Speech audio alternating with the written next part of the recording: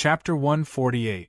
There were demon cultivators in Nine Clouds Palace, and according to the ruler of the continent of the Nine Clouds, there were probably demon cultivators in other influential groups as well. Some of them might even be in high positions. When Tao Master Dan Yun heard the ruler of the continent of the Nine Clouds, he frowned. Demon cultivators were a bloodshed in the Tianqian continent. He remained silent. After that, the ruler of the continent of the Nine Clouds suggested that he take Tao Master Dan Yun somewhere. Then, they left the Celestial Sword Peak secretly. They went to the depths of Nine Clouds Palace until they arrived at the foot of an inconspicuous mountain. That was where the lightning prison of Nine Clouds Palace was located. It was used to imprison evil people. The door was opened. The whole Thunder Prison was built under the mountain and was covered with talismans. Even a super expert of the Tao Master realm would not be able to get out of it, because the talismans were carved by the divine talisman ruler himself. There were 18 floors in the lightning prison. The lower the floor, the more dangerous it was. They arrived at the 18th floor, which was the deepest floor. The passage was only wide enough for one person to pass through. On one side there were cells made of cold iron. On the other side, there were walls covered with talismans. There were a total of 18 cells in this row. At this moment there was a prisoner in each of the 18 cells. Looking at one of the cells, Tao Master Dan Yun pointed with a solemn face. A white light flashed and quickly penetrated the prisoner's third eye. After a short time, Tao Master Dan Yun said seriously, "He's a demon cultivator, the others." Indeed, the 18 prisoners here are all demon cultivators. They're all from Nine Clouds Palace's prison Flame Mountain. There are disciples, deacons, and elders among them, said the ruler of the continent of the Nine Clouds before Tao Master Dan Yun could finish. The 18 prisoners were all demon cultivators. They had been hiding in prison Flame Mountain. If Dongfang Du Xing hadn't gone missing, the ruler of the continent of the Nine Clouds wouldn't have known who they were. Currently, it was confirmed that there were 18 Xiuma cultivators in the entire prison Flame Peak. What about the others? Were there any more Xiuma cultivators hiding among them? Also, Dongfang Duxing, who used to be the Peak Lord of Prison Flame Peak, had so many Xiuma cultivators under his command. Could he be a Xiuma cultivator? That was what the ruler of the continent of the Nine Clouds cared about the most, because it concerned the future of the Tianqian continent. The ruler of the continent of the Nine Clouds tortured them, but they didn't say anything. Therefore, it was difficult to get any useful information from them. Edited by Lifer. Fingerfox's gaze swept over the 18 people one by one. Finally, Tao Master Dan Yun sighed and said, "What are you going to do? Should I contact the others?" Tao Master Dan Yun asked the ruler of the continent of the Nine Clouds what he thought and whether he should contact the other rulers. When the ruler of the continent of the Nine Clouds heard that, he shook his head. "For the time being, we can't act rashly and alert the enemy. Have you thought about it? The space-time tunnel was completely destroyed 3,000 years ago, so where did these Xiomoists come from? You mean they're survivors of the battle 3,000 years ago? Or their descendants? Indeed. Even though we won the battle 3,000 years ago, and it's said that all the Xiomoists were annihilated, it was a great war. Billions of people took part in it, and the flames of war spread throughout the Tianqian continent. It's inevitable that some Xiomoists escaped the net. So many years have passed, and they've been hiding in the Tianqian continent. They're reproducing, and they're also secretly infiltrating other influential groups. What if there are Xiomoists hiding among the rulers? The number of rulers in the Tianqian continent could be counted on one hand. On the surface, there were only 7 rulers. Even if Tao Master Dan Yun and the others were hiding, there were no more than 10. If there were Xiomoists hiding among the 10 rulers, the consequences would be unimaginable. They couldn't act rashly and alert the enemy. The ruler of the continent of the Nine Clouds paused for a few seconds before continuing. But Tiandan Valley, I completely trust you because I know you and Little Yen very well. You can send a letter to Little Yen and tell her to investigate secretly in Tian Valley, said the ruler of the 9 clouds. Tian Valley could be trusted.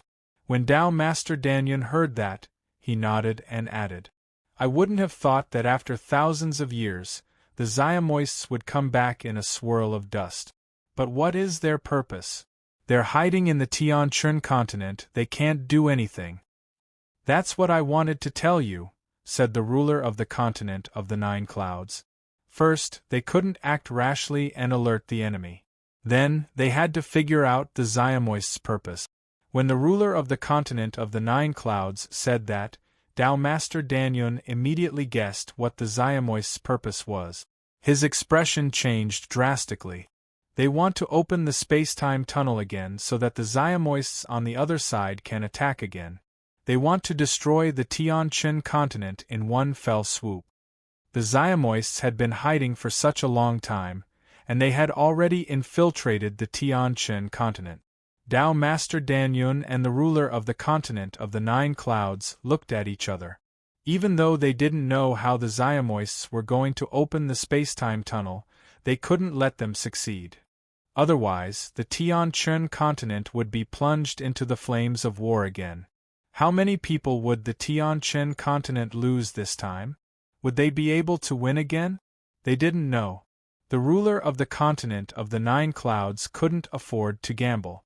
If they lost, billions of people would die in the Tianchun continent. The situation was far more serious than anyone had imagined. A storm was brewing. The flames of war could descend on the Tianchun continent again. The ruler of the continent of the 9 clouds could only do his best to prevent it from happening. After some discussion, Tao Master Danyan and the ruler of the continent of the 9 clouds decided that they would try to get information from the Xiamoists. Secondly, they would confirm the rulers' identities. If any Xiamoists managed to sneak into the ranks of the rulers, they would join hands to kill them. Of course, it would be best if they didn't. Finally, after confirming the rulers' identities, they would investigate secretly. First, they would capture all the Xiamoists from the influential groups of the Tianchun continent. Then, they would expand their search area and kill all the Xiamoists who were hiding in the Tianchun continent. Of course, the most important thing was to prevent the Xiamoists from opening the space-time tunnel, because once the tunnel was opened, it would be difficult to reverse the situation. They could only fight to the death. Chapter 149. After chatting with the ruler of the continent of the 9 clouds for the whole night, Tao Master Danyan went back to the Celestial Sword Peak the next morning. At the same time, Tao Master Danyan had sent a message to the Celestial Dan Valley. When the Heaven Alchemy ruler received the news, he was astonished. At the same time, according to Tao Master Danyan's instructions, the Heaven Alchemy ruler started investigating secretly in the Celestial Dan Valley. However, it was impossible to find all the demon cultivators in such a short time. While the ruler of the continent of the 9 clouds and the others were investigating secretly in an ordinary mountain range in the central regions, there was an empty mountain range. There were many buildings rising from the ground. There was a gigantic palace in the middle. It was an underground city. Perhaps no one in the entire heavenly Churn continent knew of the existence of this underground city. And this was the lair of those demonic cultivators. At this moment, in the palace, there were a total of 8 black-robed people kneeling on the ground respectfully. On the high platform, there was also a black-robed person sitting on the skeleton throne with a golden blade. From his chi, it was obvious that he was a ruler. The 8 people kneeling before him were all Tao cultivators. If the ruler of the continent of the 9 clouds had been there, he would have recognized Dongfang Duxing, the former leader of the Prison Flame Mountain, among those 8 people. The ruler looked at Dongfang Duxing and asked in a hoarse voice, "How is the key? How long will it take for it to wake up?" "Master, the key is in the Celestial Sword Peak of the 9 Clouds Palace. It will take at least 5 years, replied Dongfang Duxing. 5 years? Give the order to stop all operations. In order to ensure the key's safety, Give up all the spies we can't protect. The key is our ultimate goal. Even if we have to die, we have to make sure the key wakes up safely. As long as we have the key, we'll succeed. Then, we'll open the space-time tunnel again. Our demon cultivators will definitely be able to destroy the heavenly Chen continent in one fell swoop, ordered the ruler. He didn't know what the key was, but it must be very important. In order to make sure the key wakes up smoothly, the ruler didn't hesitate to give up all the spies he had hidden in the influential groups. Maybe in his opinion, as long as the key wakes up, he didn't care about losing people. The demon cultivators also responded. They didn't hesitate to give up the spies they had spent thousands of years on. The war between the heavenly Chen continent and the demon cultivators had started again. Of course, only the rulers knew about it. Over the next few days, Xiao Chen had already memorized all the pharmacological knowledge that Tao Master Danyun had imparted to him. On this day, Tao Master Danyun personally tested Xiao Chen's mastery of pharmacological knowledge. In just a few days, Xiao Chen had already memorized all the knowledge. He had a photographic memory. Even Tao Master Danyun praised him for his speed of progress. Xiao Chen had completely grasped the basic knowledge of medicine.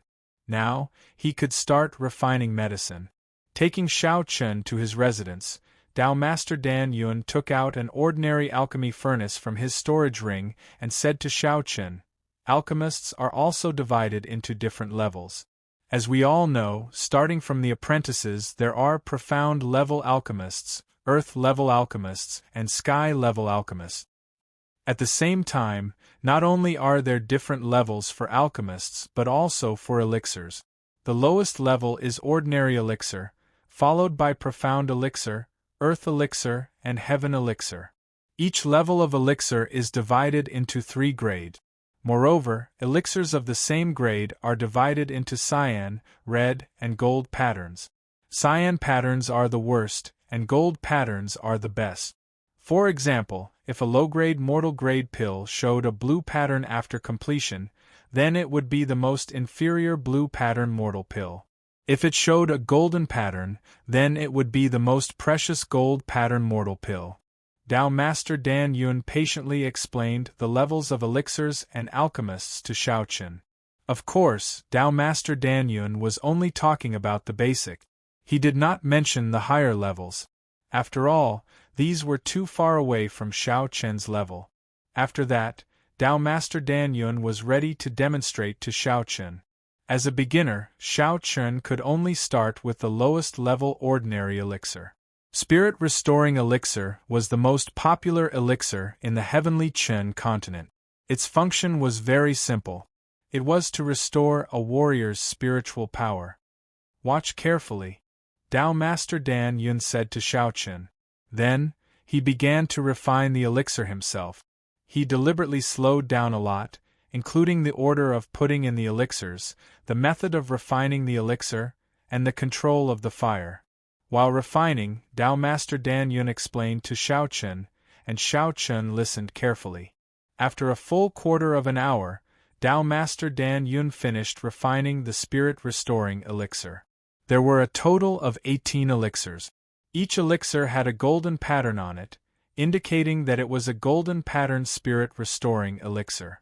For Tao Master Danyun, refining the spirit-restoring elixir was too easy. If it was not to let Xiao Chen see the whole process better, Tao Master Danyun would be able to refine the elixir in less than 100 breaths. Moreover, he could guarantee that the elixir would reach the level of golden pattern. After refining, Tao Master Danyun took the elixirs and threw them away. He did not care about the value of these elixirs. After all, they were just spirit-restoring elixirs. Even if they had golden pattern, their value was limited. They were not worth mentioning to Tao Master Danyun. Did you see it clearly? Tao Master Danyun looked at Xiao Chen and asked. Hearing Tao Master Danyun's words, Xiao Chen nodded and said, "Yes." "Well, then you can do it yourself.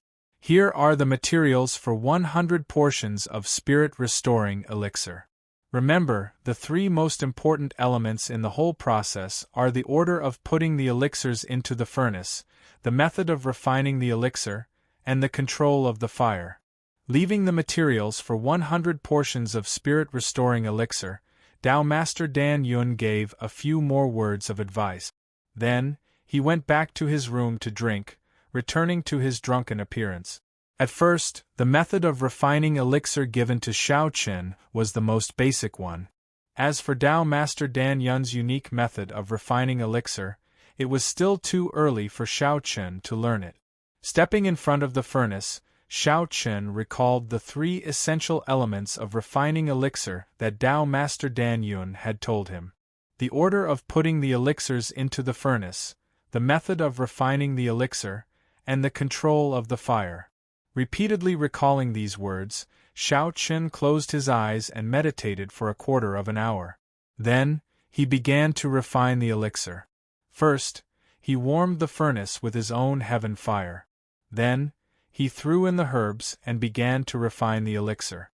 According to Tao Master Dan Yun's instructions, a wisp of white heaven fire suddenly appeared in Xiao Chen's hand.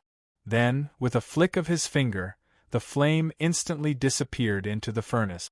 Then, Xiao Chen began to throw in the herbs according to the order. Please collect, recommend, reward. Chapter 150. According to Tao Master Dan Yun's instructions, Xiao Chen threw one spiritual herb after another into the cauldron. After all the spiritual herbs were thrown into the cauldron, he began to fuse the medicinal power of these spiritual herbs and finally condense them into a pill. It was his first time refining medicine. Xiao Chen carefully controlled the heaven fire to refine the medicinal efficacy of the spirit herbs one by one.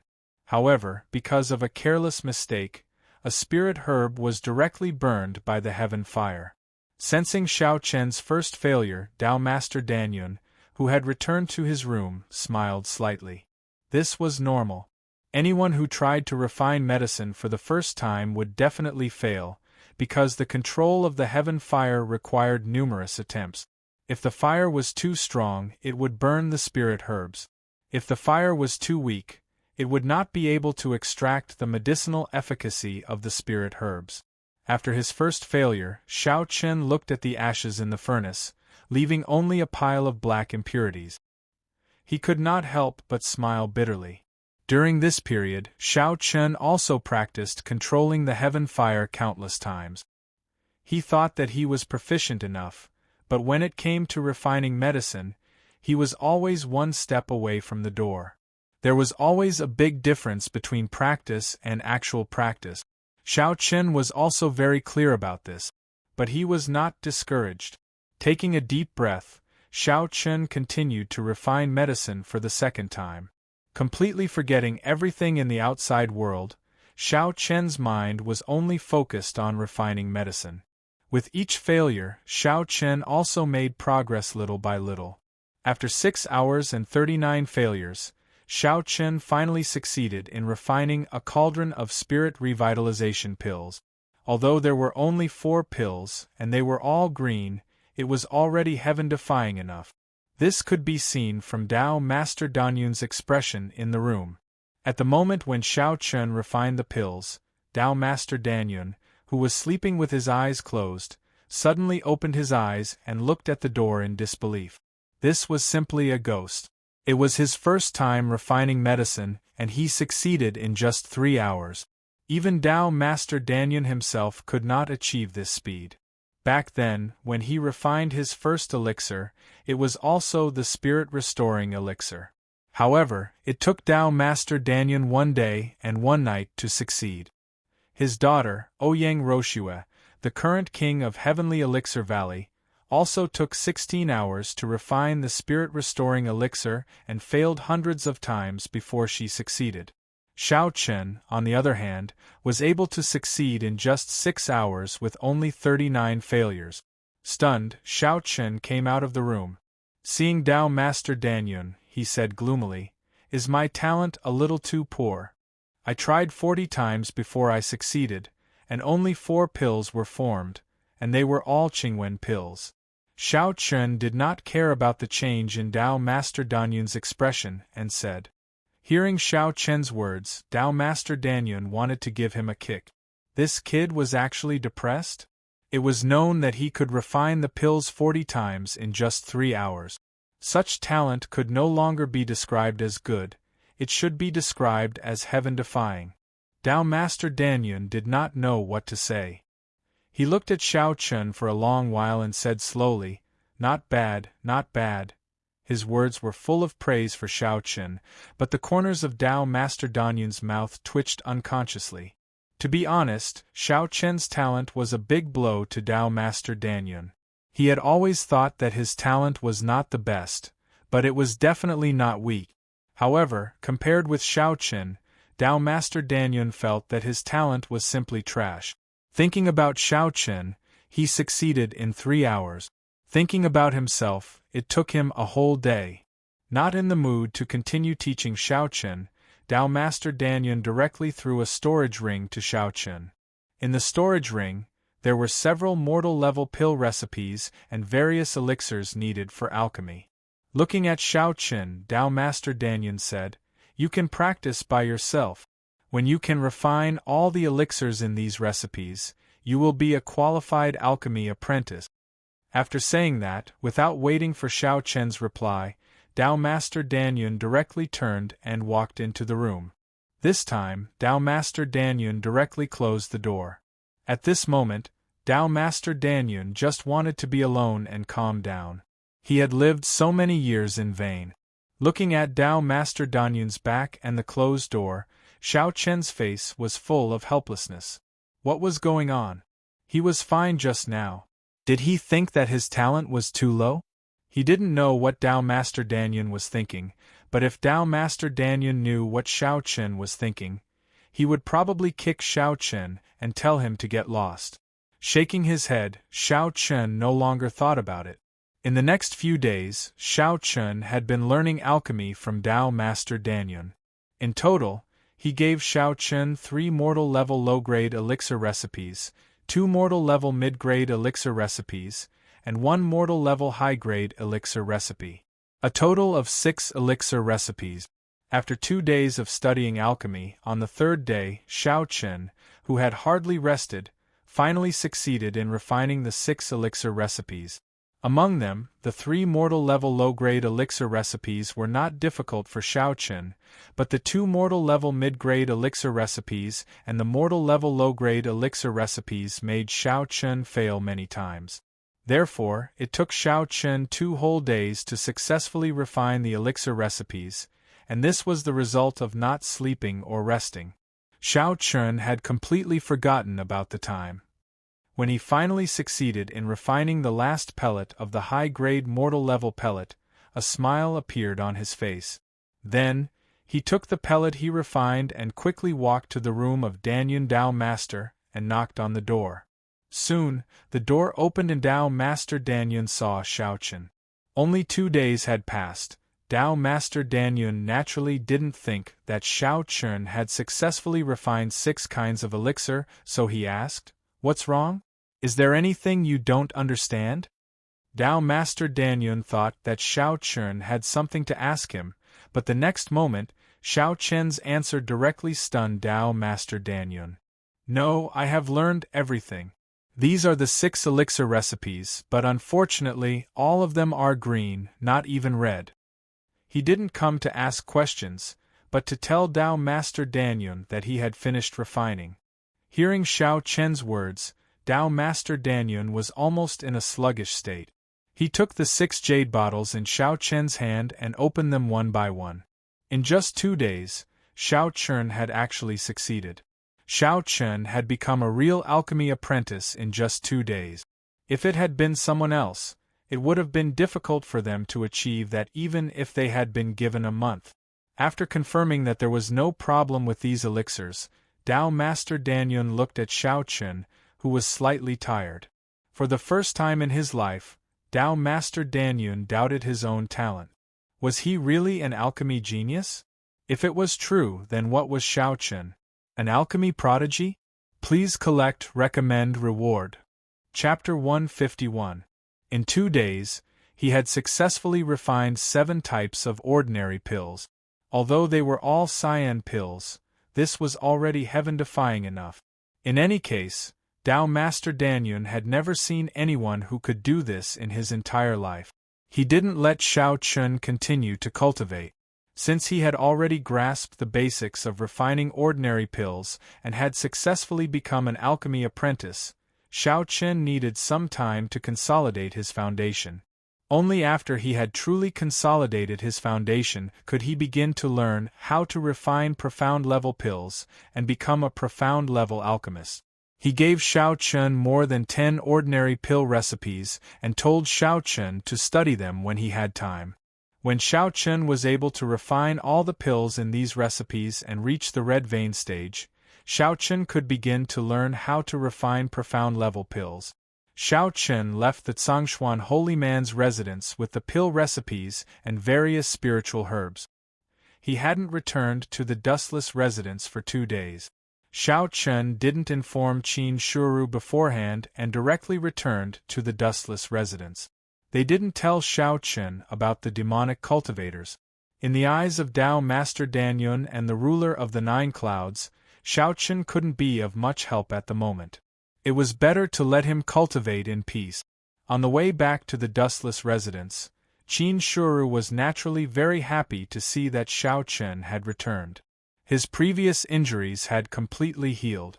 The two chatted casually for a while before Qin Shuru suggested that they go to the 9 Clouds Market to take a look.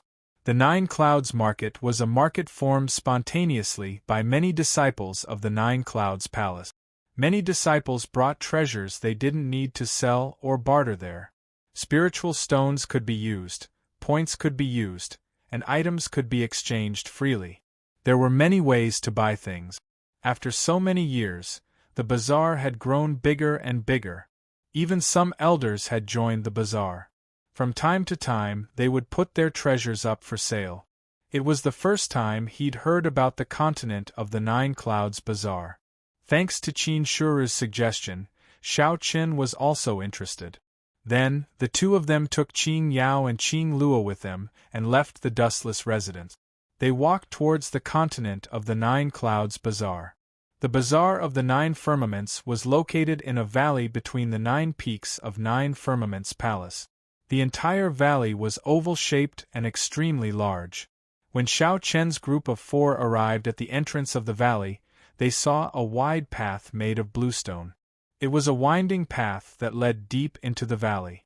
At the same time, many disciples had already set up stalls on both sides of the bluestone path. The stalls were neatly arranged on both sides of the bluestone path. As the bluestone path continued to twist and turn, the countless stalls also extended deep into the valley. The bluestone path was filled with people. The entire valley was a boiling cauldron of voices. It wasn't an exaggeration to say that the continent of the 9 Firmaments Palace's bazaar was definitely the most lively place in 9 Firmaments Palace. "I'm afraid this place isn't any weaker than those big cities," Xiao Chen said with a smile as he looked at the extraordinarily lively bazaar.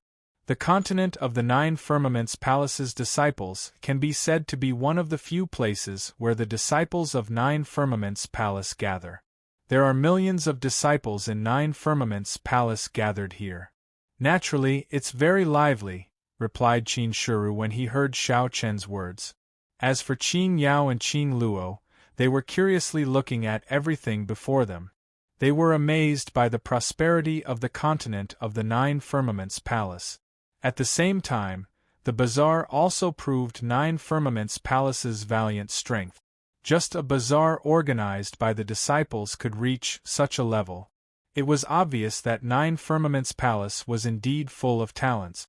Xiao Chen led the 3 girls into the continent of the 9 Firmaments Bazaar. As he walked, he looked at all kinds of treasures on the countless stalls. There were weapons, medicinal pills, spiritual herbs, and even clothes, food, and so on. There were all kinds of things. Resources for cultivation, daily necessities, everything could be bought here. As they strolled, Xiao Chen didn't lack cultivation resources. After all, he could use the cultivation resources of Sky Sword Peak freely. The spiritual herbs given to him by Tao Master Danyun were already extremely expensive. Therefore, Xiao Chen didn't have any desire to buy cultivation resources for the time being. Of course, if he was lucky enough to come across some rare and peerless treasures, it would be a different story. However, it was obviously not very likely that he would come across such treasures. Xiao Chen didn't have any desire to buy, but Qin Shuru and the other two girls were different. Of course, the three girls weren't interested in the cultivation resources. As people around Xiao Chen, the three girls could be said to have ascended to heaven as well. They didn't lack cultivation resources. What the three girls were interested in now was the extremely ordinary rouge and face powder. Along the way, Qin Shuru and the other two girls completely lost their cool when they saw the dazzling rouge and face powder and all kinds of clothes. The purchase made Xiao Chen dumbfounded. Anyway, Xiao Chen was only responsible for paying and receiving the goods behind the three girls. Fortunately, his storage ring was big enough. Otherwise, it wouldn't be able to store so many things. Sister Shueiro, look, there's rouge and face powder over there. Let's go take a look. Qin Luo said happily as she held Qin Shuru's hand. After hearing Qin Luo's words, Qin Shuru did not refuse, and the three ladies immediately went to the next stall. Xiao Chen was already used to this. He smiled and was about to follow the three ladies. However, at this moment, Xiao Chen suddenly felt his heart tighten, and an extremely mysterious feeling surfaced in his heart. Xiao Chen involuntarily looked at the stall beside him. Xiao Chen was already used to this. He smiled slightly and was about to follow the three ladies. However, at this moment, Xiao Chen suddenly felt his heart tighten. The items placed in this stall were extremely inconspicuous, but they looked ancient as though they were dug out from some ancient ruins. However, apart from being old, these items didn't seem to have any other uses. Therefore, no one stopped in front of the stall. Somehow, Xiao Chen stopped in front of the stall and saw that the stall owner was a disciple in the greater mystic Ian stage. His skin was slightly tanned and perhaps he hadn't had any customers for a long time. Upon seeing Xiao Chen, the disciple immediately introduced the items to Xiao Chen enthusiastically. Senior brother, the treasures here are all unearthed from ancient ruins. Although they don't look good, most of them are rare treasures. The disciple introduced the items in his stall to Xiao Chen without stopping. However, Xiao Chen didn't pay much attention to the disciple's introduction. He unconsciously looked at an old piece of animal skin. For some reason, Xiao Chen felt that this piece of animal skin was attracting him. Please collect, recommend, reward. Chapter 152. His gaze locked onto the old beast skin. What the disciple said was true. These things were obtained from an ancient site and they were indeed very old. However, it was a pity that these things were useless. Hence, no one had bought them for a long time. Thinking about it, it was obviously impossible to sell them for money just because they were old. After all, they were not elixirs. The older they were, the more valuable they were. Completely ignoring the disciple's introduction, Xiao Chen stared at the animal skin for a while, then slowly picked it up. This animal skin was just the skin of an ordinary monster, but because of its age, it had become very old. However, what Xiao Chen cared about was not the animal skin itself, but the words written on it. This was a language that Xiao Chen had never seen before. He had no idea what it meant, but when he looked at these words, Xiao Chen found that his blood seemed to be attracted by something and became excited uncontrollably. Everything was too strange. Obviously, he had never seen these words before, but they gave him a sense of familiarity. Obviously, he didn't know the meaning of these words, but his blood was excited uncontrollably. He couldn't explain all this, but one thing was for sure. This animal skin was definitely unusual, at least to him. Looking at the disciple, Xiao Chen said directly, "How much is this animal skin? If senior brother likes it, then I'll give you some. How about 500 low-grade spirit stones?" Hearing Xiao Chen's words, the disciple was immediately happy, but he still pretended to be calm and replied, 500 low-grade spirit stones. Hearing this, Xiao Chen shook his head and said, at most, 50 low-grade spirit stones. What a joke, a mysterious animal skin that he didn't know the meaning of wanted to sell for 500 low-grade spirit stones. Xiao Chen naturally wouldn't agree. Hearing Xiao Chen's offer, the disciple refused at first, but seeing that Xiao Chen was about to leave, the disciple finally nodded and agreed. After buying this animal skin at the price of 50 low-grade spirit stones, Xiao Chen put it in his storage ring. Although he still didn't know the meaning of the words on this animal skin, Xiao Chen firmly believed in his intuition that this animal skin should be related to him. As for what the relationship was, he believed that he would find out in the future. With the animal skin in hand, Xiao Chen walked in the direction of Qin Shuru and the other two girls. He didn't know if they had finished shopping. Along the way, the three girls were completely shopping. While looking for the three girls, when Xiao Chen saw Qin Shuru and the other two girls from afar, he found that the three girls seemed to be arguing with someone. Qin Shuru stood in front of a young man with a cold face, and the young man glanced at Qin Shuru and the other two girls with a lewd smile on his face. Junior sisters, my name is Wu Chun. The young man's name was Wu Chun. When he first saw Qin Shuru and the other two girls, he was attracted by Qin Shuru's appearance. Thus, he stepped forward to strike a conversation with Qin Shuru. However, his attempt was met with a cold scram. With the exception of Xiao Chen, Qin Shuru was extremely cold to the other men. However, Wu Chun, who was a peak-level heaven's pride of limitless peak, had a dark expression on his face when he heard Qin Shuru's cold scram. Thus, an argument broke out between the two of them. In the face of the extremely cold and unapproachable Qin Shuru, the smile on Wu Chen's face gradually turned cold. He said, judging by your clothes, you must be a disciple of Heavenly Sword Peak. Do you know who I am? Not interested, Qin Shuru replied coldly when he heard Wu Chen's words. Fine, fine. In 9 Firmaments Palace, no one has ever dared to speak to me like that, Wu Chen said coldly. As a peak-level heaven's pride of limitless peak, Wu Chen was naturally the target of countless people. After all, being a heaven's pride meant that one was superior to others. Now that he was being publicly humiliated by Qin Shuru, Wu Chen was furious. Just as Wu Chen was thinking about how to get Qin Shuru onto his bed and ravage him, Xiao Chen slowly walked over to Qin Shuru's side. He stood before Qin Shuru and looked at the gloomy Wu Chen. Scram, before I change my mind, he said.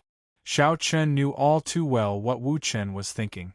It was nothing more than lust clouding his mind. However, Qin Shuru was his woman. For Wu Chen to have any ideas about her was simply wishful thinking. Xiao Chen had suddenly appeared out of nowhere and mercilessly told him to get lost. Looking at the young man in front of him who was much more handsome than himself, Wu Chen's anger completely exploded. Without any warning, he directly threw a punch and shouted angrily, "You're courting death!" Seeing Wu Chen's attack, the surrounding disciples shook their heads and sighed. Sigh. After offending Wu Chen, this fellow is probably finished. Most of the disciples who said those words were from Limitless Peak. They knew Wu Chen's strength and character well. Thus, they believed that Xiao Chen was finished. In Limitless Peak, anyone who offended Wu Chen would not have a good ending. However, just as the Limitless Peak disciples were saying those words, some of the Heavenly Sword Peak disciples sneered. Finished? I think Wu Chen is the one finished. Do you know who he is? Who is he? Hearing the Heavenly Sword Peak disciples' words, everyone looked at Xiao Chen suspiciously. After carefully sizing him up, many of them realized that Xiao Chen looked familiar. Soon, someone recognized Xiao Chen's identity. He is one of the 10 King of Prides, Xiao Chen. The 10 King of Prides were ranked above all of the Heavenly Qin continent's Heaven's Prides. They were like 10 mountains that constantly pressed down on the heads of countless young people, making it impossible for them to take a single step forward. And Xiao Chen was one of those 10 mountains. Now that Wu Chen's identity had been recognized, all the disciples agreed with the Sky Sword Peak disciples' words. What a joke! Wu Chen was indeed a top genius, and it was also true that ordinary disciples couldn't afford to offend him. However, Wu Chen had offended Xiao Chen, and Wu Chen was nothing in front of Xiao Chen. One had to know that above the top geniuses there were the peerless geniuses, and then the 10 king of pride. Wu Chen's cultivation was the same as Xiao Chen's, at the complete mysterious Ian stage. However, there was a huge difference in combat strength between the two of them.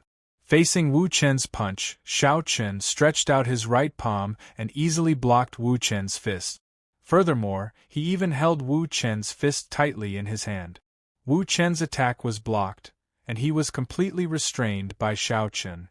He could not withdraw his right fist at all. Seeing Xiao Chen block his attack so easily, Wu Chen's expression changed drastically. He looked at Xiao Chen with a grave expression and said with a slightly shocked tone, "Who are you? Damn it, let go of me. Please add recommend reward." Chapter 153. His attack had been easily blocked by Xiao Chen. No matter how stupid Wu Chen was, he knew that Xiao Chen's strength was definitely far above his own. He no longer acted as arrogant and domineering as before and cursed angrily at Xiao Chen. Soon, Wu Chen also recognized Xiao Chen's identity. He was one of the 10 great geniuses, the demon sword Xiao Chen. His expression was as ugly as if he had eaten a fly. Wu Chen even felt like dying after offending one of the 10 great geniuses. He no longer stopped speaking. Wu Chen stopped yelling. He had no choice. If it were anyone else, Wu Chen could still use his status to suppress them. However, at this moment, he was facing Xiao Chen. As such, his status, which was like a floating cloud, was not worth mentioning at all. His face was filled with terror, and he did not dare to meet Xiao Chen's eyes.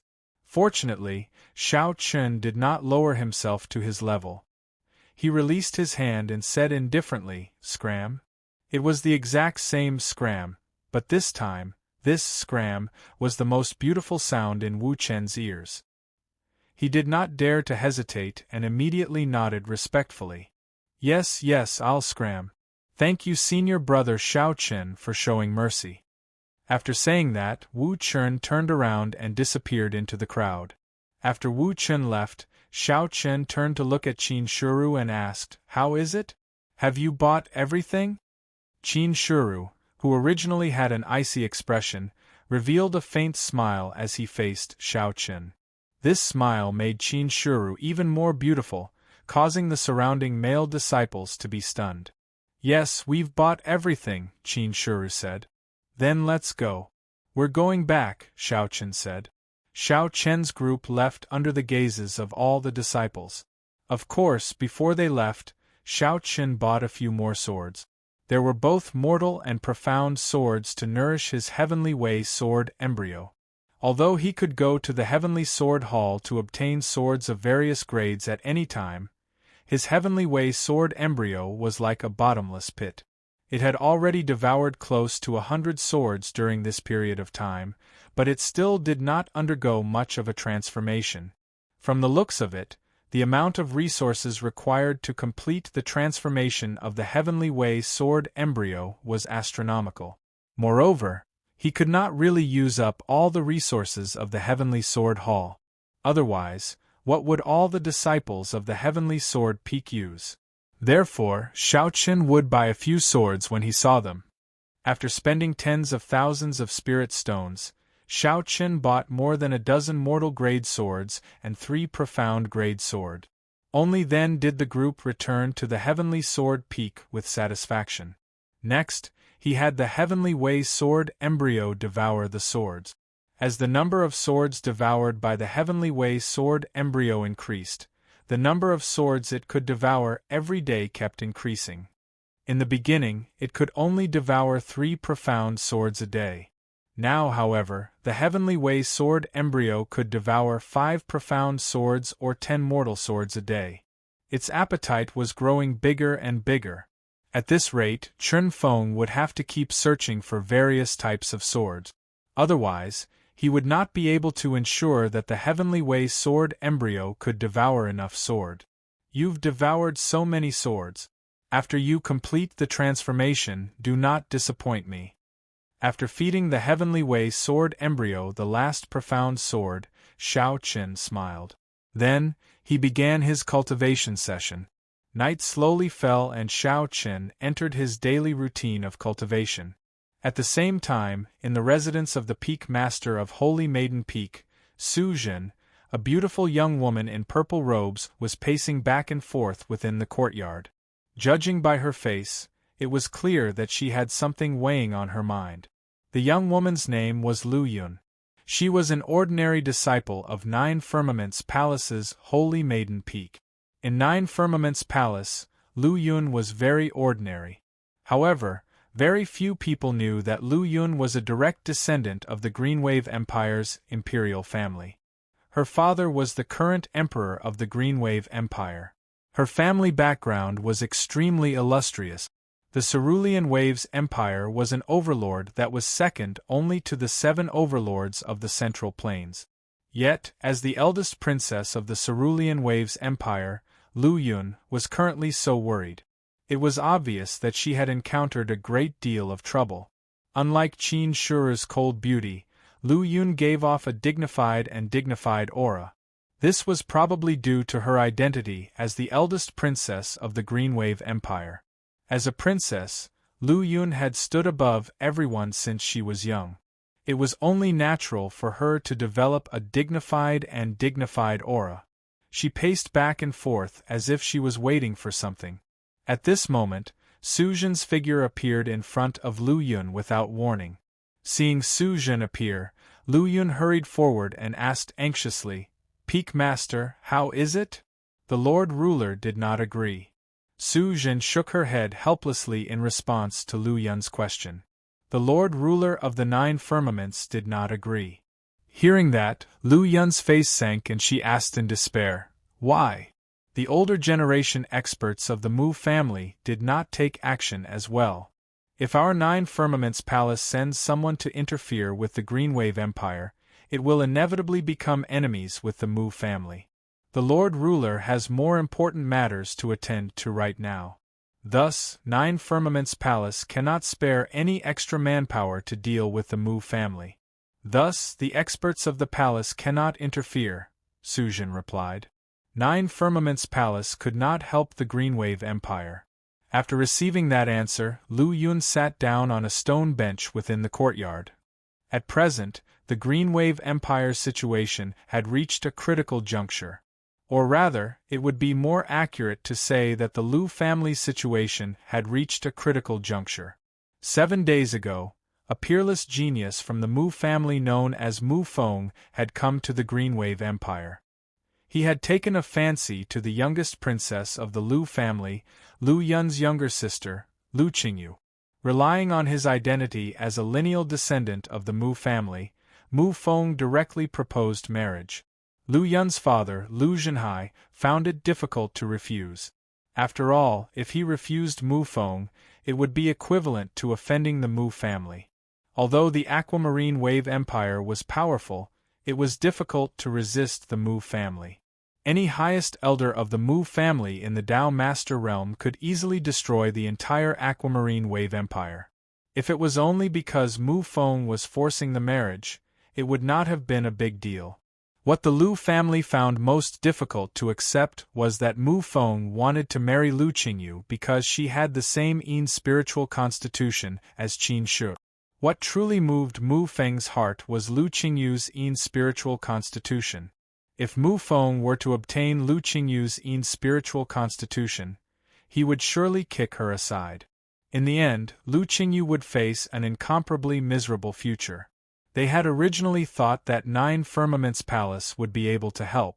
However, due to the experts from the Mu family, the ruler of the 9 Firmaments Palace did not take action.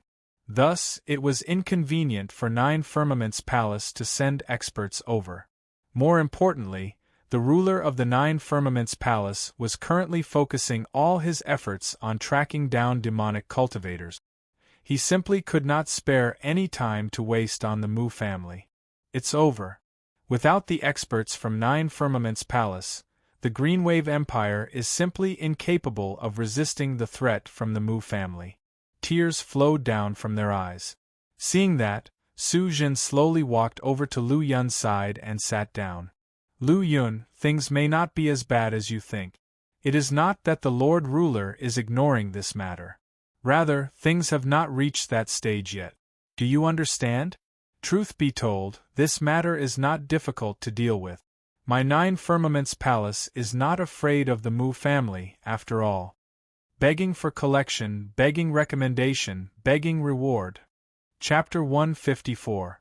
As an ordinary disciple of Holy Maiden Peak, Lu Yun could only rely on Nine Firmaments Palace for this matter. The Greenwave's empire alone could not go against the Mu family. When Su Jin said that the ruler of the Nine Firmaments had rejected her request, Lu Yun had fallen into despair. Hearing Su Jin's words, however, Lu Yun became like a drowning person grasping at straws. She hastily asked, "Peak Master, what do you mean? If the older generation experts of Nine Firmaments Palace did not take action, how could they overcome this crisis?" Su Jin smiled in response to Lu Yun's urgent question. At present, the older generation experts of the Mu family have yet to take action. As for the Lord Ruler, he did not intend to ignore this matter. You are a disciple of my Nine Firmaments Palace, after all. My Nine Firmaments Palace has the responsibility to protect you. Truth be told, the Lord Ruler's intentions are very simple. If the older generation experts of the Mu family do not show themselves, the same goes for the older generation experts of my Nine Firmaments Palace. Naturally, if the older generation experts of the Mu family do intervene, my Nine Firmaments Palace will not sit idly by. However, Mu Feng is the only one in the Greenwave's empire. Since that is the case, my Nine Firmaments Palace will only need to send out the younger generation's geniuses. If the Mu family has peerless geniuses, so does my Nine Firmaments Palace, said Su Jin slowly. Hearing Su Jin's words, hope rekindled in Lu Yun's eyes. Truth be told, she had been too anxious earlier. She had failed to comprehend the true meaning behind Su Jin's words. It was not that the ruler of the Nine Firmaments did not care. Rather, it was not yet time for the older generation experts to intervene. Since it was a matter of the younger generation, it would be fine to send the younger generation. Facing Lu Yun's anxious gaze, Su Jin smiled. All right. Tomorrow, I will have Su Ling accompany you to the Greenwave's empire. With her around, there is no need to fear Mu Feng. Su Ling was to accompany Lu Yun back to the Greenwave's empire. Hearing Su Jin's words, Lu Yun's expression eased somewhat. Su Ling was one of the few peerless geniuses of Nine Firmaments Palace. At the same time, she was also Su Jin's personal disciple. With her around, there was no need to fear Mu Feng. Even if she could not defeat Mu Feng, she was more than enough to fight him. Directly kneeling down in front of Su Jin, Lu Yun sincerely thanked her. This disciple thanks Peak Master. There's no need for that. You are a disciple of my Holy Maiden Peak. I will naturally help you. Go back first. Tomorrow morning, Su Ling will come to find you. At that time, you two will go to the Ocean Waves Empire together. Su Jin smiled. On the morning of the second day, Su Ling indeed brought 8 disciples from the Saintess Peak to find Lu Yun. There were a total of 10 people in the group, and they rode on the golden-winged Great Ping Eagles and left the Saintess Peak, heading towards the Ocean Waves Empire. Originally, the matter of the Cerulean Waves Empire had nothing to do with Shaochun. However, the plans of men were always inferior to the plans of the heavens. In just a few days, Shaochun would be drawn into this storm, and the Cerulean Waves Empire would quickly become the focus of everyone's attention. This was because this was the place where the first clash between two proud kings would occur. The two kings of heaven's favorites clashed for the first time in the capital of the Ocean Waves Empire using the simplest and most brutal method. It was also the first clash between the two kings of heaven's favorites that ignited the flames of war between the 10 kings of heaven's favorite. In the next few decades, the entire heavenly Trin continent would become the stage for the 10 kings of heaven's favorite. The kings of heaven's favorites contended for hegemony. This was the description of the chaotic battle between the 10 kings of heaven's favorites. It was concise and comprehensive, and in the battle between the 10 kings of heaven's favorites, the other kings of heaven's favorites were reduced to mere background characters and were overshadowed. Of course, this was all in the future. At this moment, after a night of cultivation, Xiao Chen was practicing the 9th heaven sword finger in the dustless residence. Xiao Chen had already completely grasped the first finger, Chun Jun, and the second finger, Longquan. However, Xiao Chen still found it difficult to grasp the third finger, Tai. It wasn't an issue of talent, but his own spiritual energy was unable to support the Tai, a sword finger. After trying a few times, Xiao Chen helplessly sighed and said, "It seems that I still need to break through to the earth realm before I can practice the Tai, a sword finger."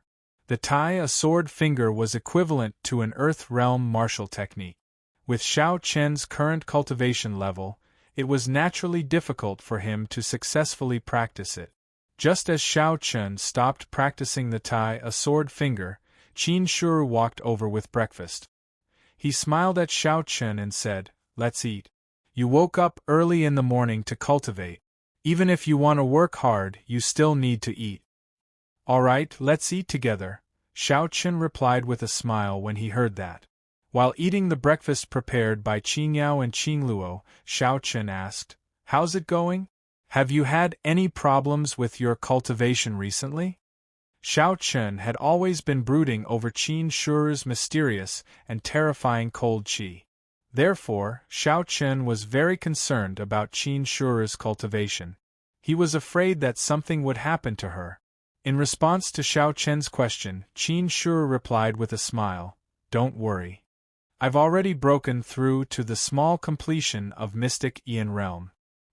He had already broken through to the small completion of Mystic Ian Realm. Xiao Chen was slightly stunned when he heard Qin Shuru's words.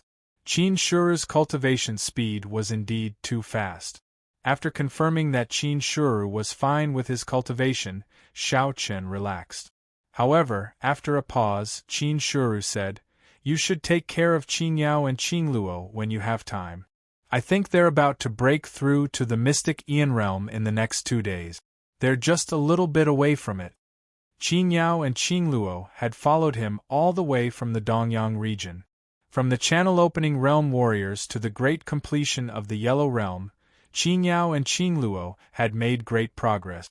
Upon hearing that they were preparing to break through to the Mystic Ian Realm, Xiao Chen nodded slightly and said, "All right, I'll visit them when I have time and help them break through to the Mystic Ian Realm." Previously, Xiao Chen did not know that the two girls had already begun to break through to the Mystic Ian Realm. Now that he knew, he naturally wanted to help them. After all, Qin Yao and Qing Luo were the closest people to him. On the same day, Xiao Chen found Qin Yao and Qing Luo and provided them with a large amount of resources. He even stood guard for them and gave them pointers on what they needed to pay attention to during their breakthrough. While practicing, he guided them to break through to the Mystic Ian Realm. Just like that, 5 days passed very quickly. With Xiao Chen's unreserved help, Qin Yao and Qing Luo successfully broke through to the Mystic Ian Realm. Looking at the happy faces of the two girls, Xiao Chen smiled faintly and warned them to stabilize their foundation well. After that, Xiao Chen left. On the day that Qin Yao and Qing Luo broke through to the Mystic Ian Realm, a young man in a golden python robe arrived at Saintis Peak. He was about 18 or 19 years old. His cultivation was at the beginning of the Mystic Ian Realm. He had a dignified appearance, but his brows were filled with deep worry. The young man's name was Lu Yu. He was the crown prince of the Bibo Empire and Lu Yun's younger brother. This time, Lu Yu came to Saintis Peak to ask for help. This was because Su Ling, Lu Yun, and the 8 disciples of Saintis Peak had been detained by the Mu family in the imperial capital of the Bibo Empire. Please collect, recommend, reward. Chapter 155. Lu Yu's arrival did not cause any commotion within Nine Firmaments Palace. At any rate, not many people knew about what happened in the Greenwave Empire. Only the educated youths of Holy Maiden Peak knew about it. The other 8 peaks did not. After going through the various levels of reports, Lu Yu's personal visit to Nine Firmaments Palace finally reached Su Zhen's ears. Hearing that Lu Yu had come, Su Zhen immediately sensed something amiss. Thus, she met up with the young crown prince of the Greenwave's empire in the Grand Hall of Holy Maiden Peak. Sitting on the main seat, she calmly looked down at Lu Yu. This was the first time Lu Yu was facing someone as important as Su Zhen. Thus, he was clearly nervous. At any rate, the extremely beautiful woman before him was one of the 9 peaks of Nine Firmaments Palace, the true leader of Holy Maiden Peak. She was an existence that could destroy the Greenwave Empire with a wave of her hand. Even if Lu Yu's father, the current Greenwave Empire's Lu Zhenhai, was here, he would have to be respectful. His head was lowered, showing none of the arrogance of a crown prince. Facing such a nervous Lu Yu, Su Zhen did not waste any time and went straight to the point. Why do you want to see me? Reporting to Peak Lord, the pride of Mu family, Mu He, has appeared in the Greenwave Empire's imperial capital. Senior sister Su Ling and the other disciples of Holy Maiden Peak have been captured by him. They are currently being held captive in the Greenwave Empire's imperial capital. He truthfully reported what happened in the Greenwave Empire's imperial capital to Su Zhen. Hearing the name Mu He, Su Zhen's face sank. Originally, she had thought that sending Su Ling would be a surefire way to go. Unexpectedly, the pride of Mu family, Shui Mu He, had appeared in the Greenwave Empire. Naturally, Su Ling was no match for him. According to Lu Yu, after Su Ling and the others arrived in the Greenwave Empire, they had indeed suppressed Mu Feng. However, 3 days ago, one of the 10 great prides of Heavenly Chen mainland, Mu He, had suddenly entered the Greenwave Empire's imperial capital. In a domineering manner, he suppressed Su Ling, Lu Yun and the other disciples of Holy Maiden Peak in one fell swoop. Additionally, he had shamelessly detained the 4 of them. He even demanded that Holy Maiden Peak personally send someone to the Greenwave Empire's imperial capital to apologize before releasing them. After listening to Lu Yu's narration, Su Zhen, who was sitting on the main seat, remained silent. There wasn't any joy or sadness on her face. The appearance of Mu He had indeed caught Su Zhen off guard. Even the proud king had been sent out. She didn't know if this was the intention of the upper echelons of the Mu family, or if Mu Feng had personally asked Mu He to help. His fingers gently tapped on the armrest of the chair. Facing the silent Su Zhen, Lu Yu didn't dare to say much. The situation had been reported to Su Zhen truthfully. Now, it's up to Su Zhen to decide. After a long while, Su Zhen looked down at Lu Yu, who had lowered his head and was silent. Naturally, he knew that Lu Yu had come here to ask for reinforcements. Originally, Mu Feng was already difficult for the Ocean Waves Empire to contend with. Now, there was an even more terrifying Mu He. The Ocean Waves Empire was naturally powerless to resist. Men, bring His Highness Lu Yu away to rest. She didn't give Lu Yu an answer on the spot, but ordered people to arrange for Lu Yu to rest first. Regarding Su Zhen's decision, Lu Yu naturally didn't dare to have the slightest objection. Under the lead of an elder, Lu Yu quickly left the main palace. Su Zhen also left Holy Maiden Peak and went straight to the mountain where the ruler of the continent of the 9 firmaments resided. Mu He's appearance had escalated the situation to a whole new level. If it wasn't handled properly, 9 firmaments palace and the Mu clan could become enemies. Besides, among the same generation as Holy Maiden Peak, no one could resist Mu He. Su Zhen had no choice but to ask the ruler of the continent of the 9 firmaments for help again. Soon, she arrived at the ruler of the continent of the 9 firmaments. After waiting for around 2 hours, Su Zhen finally saw the ruler of the continent of the 9 firmaments. She told him everything that had happened in the Ocean Waves Empire. Hearing that, the ruler of the continent of the 9 firmaments smiled faintly. The king of geniuses of the Mu clan, Xue Mu He, has already appeared in the Ocean Waves Empire? The ruler of the continent of the 9 firmaments didn't have the slightest change because of Mu He's appearance. To the ruler of the continent of the 9 firmaments, although the 10 kings of geniuses were terrifyingly talented, the ruler of the continent of the 9 firmaments still didn't take them seriously. Seeing that the ruler of the continent of the 9 firmaments didn't seem to care at all, Su Zhen said helplessly, "Great ruler, what should we do now? Should we just let it go? Or should we send the older generation experts? Send the experts of the older generation to go? Ha ha! Is my 9 firmaments palace so weak? The moment the king of geniuses appeared, we have to send the older generation experts? Are we trying to tell the world that no one in the younger generation of my 9 firmaments palace can compete with Xue Mu?" The ruler of the continent of the 9 firmaments snorted disdainfully when he heard Su Zhen's words. To the ruler of the continent of the 9 firmaments palace, sending the older generation experts to deal with the king of geniuses was a very shameful thing, because it meant that no one in the younger generation of 9 firmaments palace could compete with Xue Mu He. When Su Zhen heard that, she said, "Then what should we do? Don't we care about the Ocean Waves Empire anymore?" "Of course we care about it, but we won't send the older generation experts. Since the king of geniuses from the Mu clan has appeared, shouldn't the king of geniuses from my 9 firmaments palace show up as well?"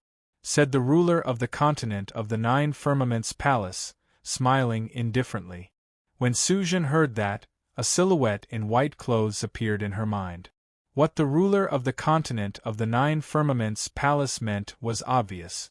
Since the king of geniuses from the Mu clan had appeared in the imperial capital of the Ocean Waves Empire, 9 firmaments palace could send the king of geniuses as well. The one from the celestial sword peak, Shaoqin, was called the Bewitching Sword. Su Zhen looked at the ruler of the continent of the 9 firmaments strangely. Should we send Shaoqin? Even though she already knew the answer, Su Zhen still looked eager. The king of geniuses was going to fight. The ruler of the continent of the 9 firmaments palace and the Mu clan were going to have an earth-shattering battle. When the ruler of the continent of the 9 firmaments saw Su Zhen's eagerness, he smiled even more broadly. Then, his chi rose up in the air and the wind and clouds stirred. Dazzling lights appeared in the ruler's eyes, and a ruler's talisman with the words, "Continent of the 9 firmaments," written on it flew up into the air. After that, the ruler of the continent of the 9 firmaments spoke confidently. "Shaoqin, listen to me. Take my talisman and give me my orders. The king of geniuses from the Mu clan, Mu He, has captured 10 disciples of the 9 firmaments palace in the imperial capital of the Ocean Waves Empire. Now, Shaoqin, the king of geniuses from the 9 firmaments palace, must go to the imperial capital of the Ocean Waves Empire and bring the 10 disciples back safely." Su Zhen heard the ruler's voice clearly. Not only that, but the entire 9 firmaments palace also heard the ruler's voice.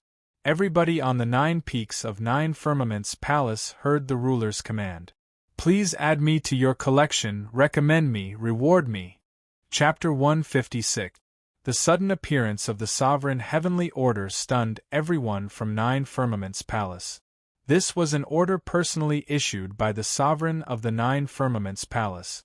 It had been many years since a sovereign heavenly order had appeared in 9 firmaments palace. All the disciples, attendants, elders and even the peak lords turned their gazes towards the sky. In the beginning, they were all shocked by the heavenly sovereign's heavenly order. However, they quickly recollected themselves and turned their gazes towards Heavenly Sword Peak. The king of geniuses from the Mu family has appeared in the Green Waves Empire's imperial capital. He even captured 10 disciples from Holy Maiden Peak. Not only that, there is also our Holy Maiden Peak's peerless genius. Senior Sister Su Ling is among them. What? Senior Sister Su Ling was also captured by Mu He and is being held captive in the Green Waves Empire's imperial capital? Many of the disciples began discussing the matter. It did not take long before news of what happened in the Green Waves Empire spread through the 9 peaks. When they found out that even Su Ling was being held captive by Mu He in the Green Waves Empire, they were shocked. However, they then heard that Mu He wanted the experts from 9 Firmament's Palace to personally head to the Green Waves Empire to apologize before releasing them. Seeing that, many of the disciples grew furious. This was simply going too far. He wanted the experts from 9 Firmament's Palace to apologize to him. What did this mean? Did it mean that 9 Firmament's Palace was inferior to the Mu family? Or did 9 Firmament's Palace not dare to offend the Mu family?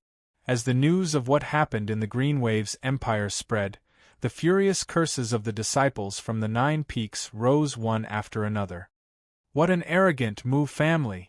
Do they really think that there is no one in our 9 Firmament's Palace? That's right. Do they really think that only their king of geniuses has a king of geniuses and our 9 Firmament's Palace does not have one? The Lord Sovereign is wise. The Mu family has a king of geniuses, but so does our 9 Firmament's Palace. Let's have senior brother Shao Qin defeat Mu He.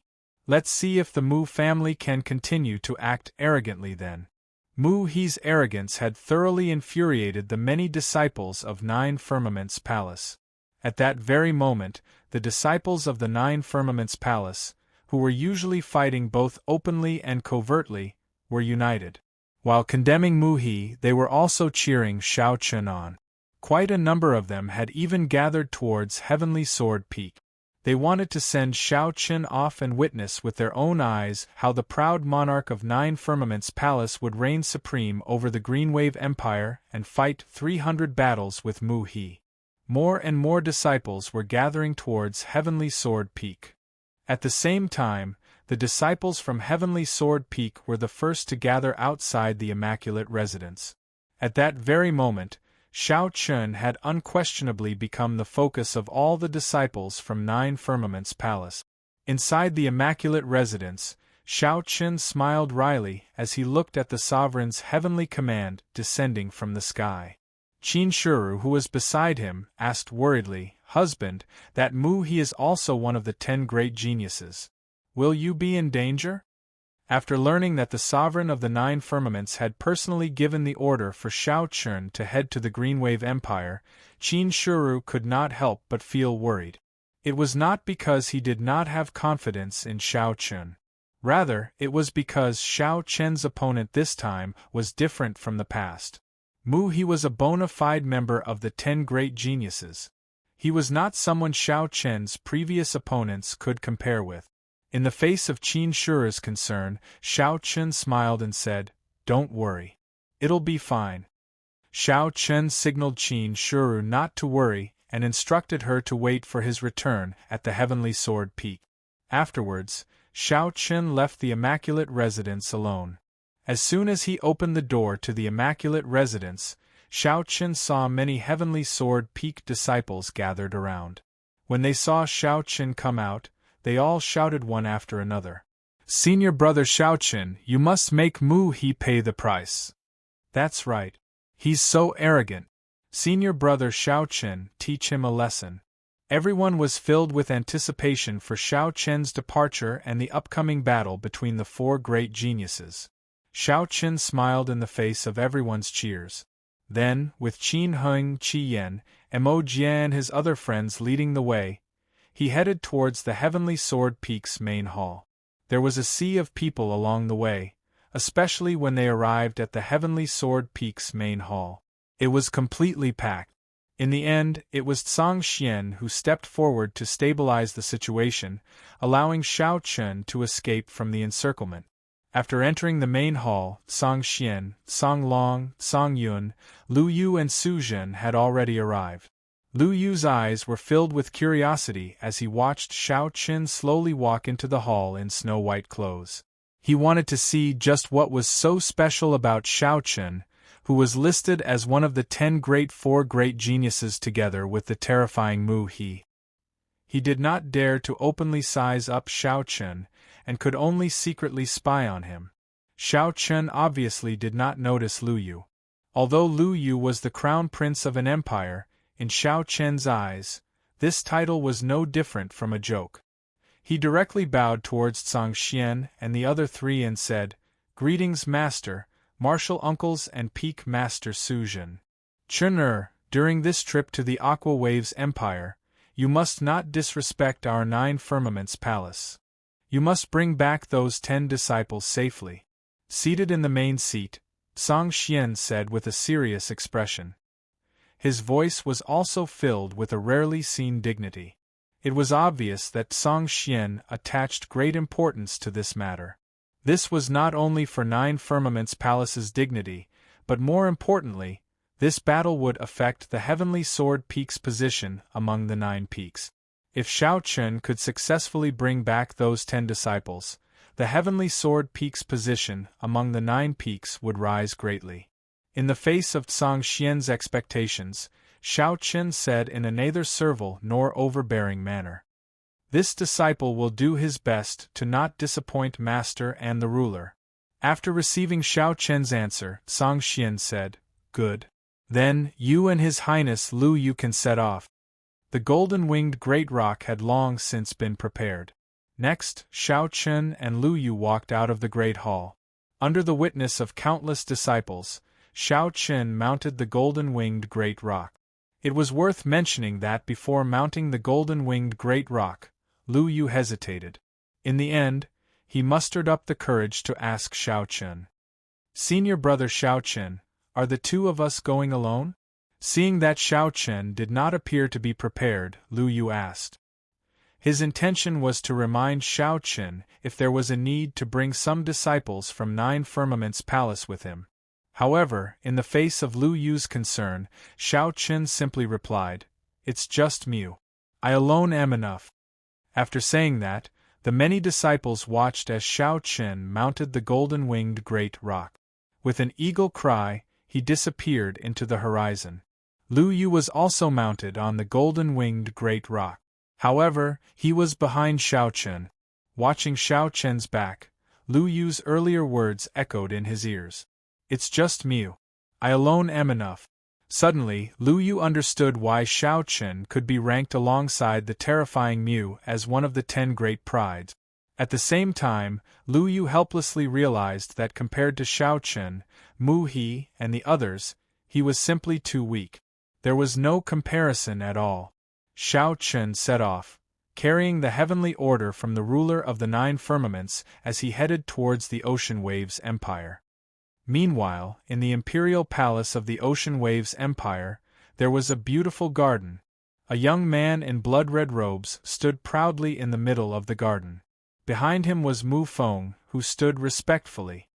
"Cousin, you told Lu Yu to send the news back.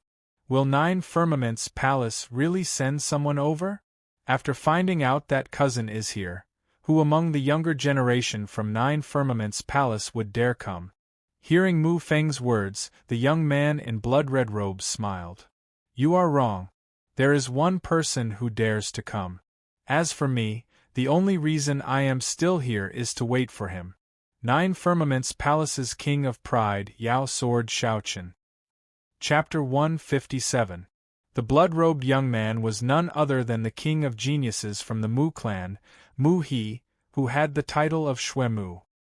He had deliberately sent Lu Yu to 9 Firmaments Palace to inform them of the situation. His objective was to wait for Shao Chen's arrival. Now that he had appeared in the Green Wave Empire's imperial capital, in all of 9 Firmaments Palace, only Shao Chen would dare to challenge him. Additionally, Mu He believed that the ruler of the 9 Firmaments Palace could only dispatch Shao Chen. This was a matter for the younger generation. If Nine Firmaments Palace were to dispatch an expert from the older generation, it would be the equivalent of admitting that the younger generation of Nine Firmaments Palace was inferior to the Mu clan. With the exception of Shao Qin, there was no one else the ruler of the Nine Firmaments Palace could use. Mu He's calm voice was filled with anticipation. It was as though he had been looking forward to meeting Shao Qin for a long time now. In contrast to Mu He's calm demeanor, when he heard the name Shao Qin, Mu Feng's face sank.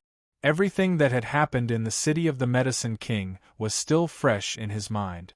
Despite being besieged by over 10 geniuses, Shao Qin had still been able to effortlessly defeat all of them. It was like a nightmare that kept replaying in Mu Feng's mind. Every time he thought of Shao Qin, Mu Feng's heart would be filled with hatred. Naturally, at the same time of hatred there was also fear. Sensing the change in Mu Feng's expression, Mu He turned around.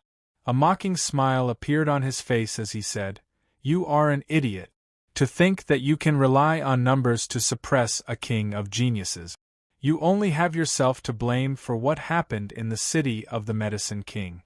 Remember, when facing a king of geniuses, you will never be qualified to speak to him as an equal. In the future, when you meet other kings of geniuses, I advise you to stay far away from them. Don't disgrace the king of geniuses." Mu He did not appear to have any intention of avenging Mu Feng. Perhaps, in his opinion, Mu Feng was simply courting death. Who asked him to disrespect a king of geniuses? After saying that, Mu He did not wait for Mu Feng's reply. Instead, he slowly walked out of the garden. Mu He waited for Shao Qin. At the same time, Shao Qin hurried towards the Jade Wave Empire. Even though more than a year had passed since the 10 young geniuses had appeared, there hadn't been any real battles between the young geniuses. Shao Qin and Mu He's battle was about to start. As for the ruler of the continent of the 9 clouds, he was the one who had personally pushed Shao Qin onto the stage. Under the golden-winged Great Pring Bird's rapid journey, Shao Qin and Luo Feng arrived outside the imperial capital of the Emerald Waves Empire in a short period of 1.5 days. Lu Yu asked Shao Qin cautiously as he gazed at the magnificent city. "Senior brother Shao Qin, what do you think of us?" Shao Qin knew what Lu Yu was about to say, but before he could finish, he said, "Let's go straight to the palace. There's no need to hide." He had no intention of hiding at all. This time, he came to the Emerald Waves Empire just to meet Mu He. Since they would have to fight sooner or later, why bother wasting time? After hearing Shao Qin's words, Lu Yu did not say anything else. Along the way, Lu Yu had a preliminary understanding of Shao Qin's character. Even though he seemed amiable and approachable on the surface, the arrogance in his heart was no less than Mu He's. Perhaps this was the pride of being one of the 10 young geniuses. Riding the golden-winged Great Pring Bird, they flew straight into the imperial capital and headed straight for the palace. Unlike Shao Qin's hometown, Lingfeng country, the Emerald Waves Empire was much stronger. At the same time, the imperial capital was much larger. It was at least 5 times larger than Lingfeng country's imperial capital. Along the way, the citizens of the Emerald Waves Empire were stunned when they saw the golden-winged Great Pring Bird flying across the sky. Flying was forbidden in the imperial capital, and yet, someone was brazenly riding a flying Yao beast into the imperial capital. Was this not a provocation to the empire's prestige? The ordinary citizens believed that Shao Qin and Lu Yu were in for a bad time. However, the disciples of the great families and some powerful cultivators were able to see further into the future. Mu He's appearance in the imperial capital was no longer a secret.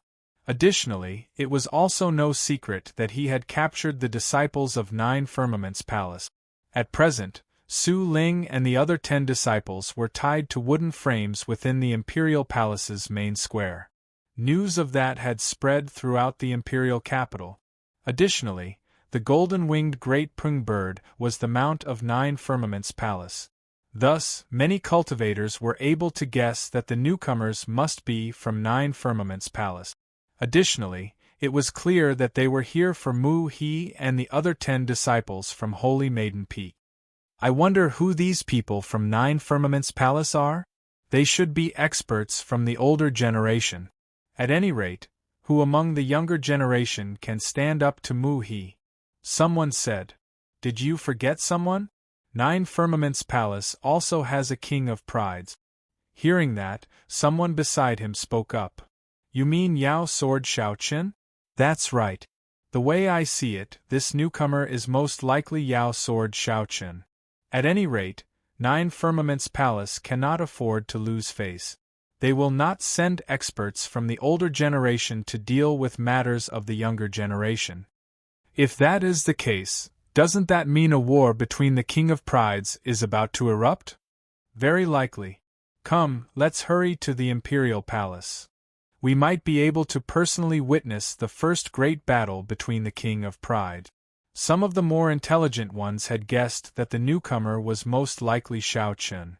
In an instant, many cultivators and members of the great families within the imperial capital rushed towards the imperial palace. As they were about to make their move, Mu He, who was in the imperial palace, suddenly opened his eyes.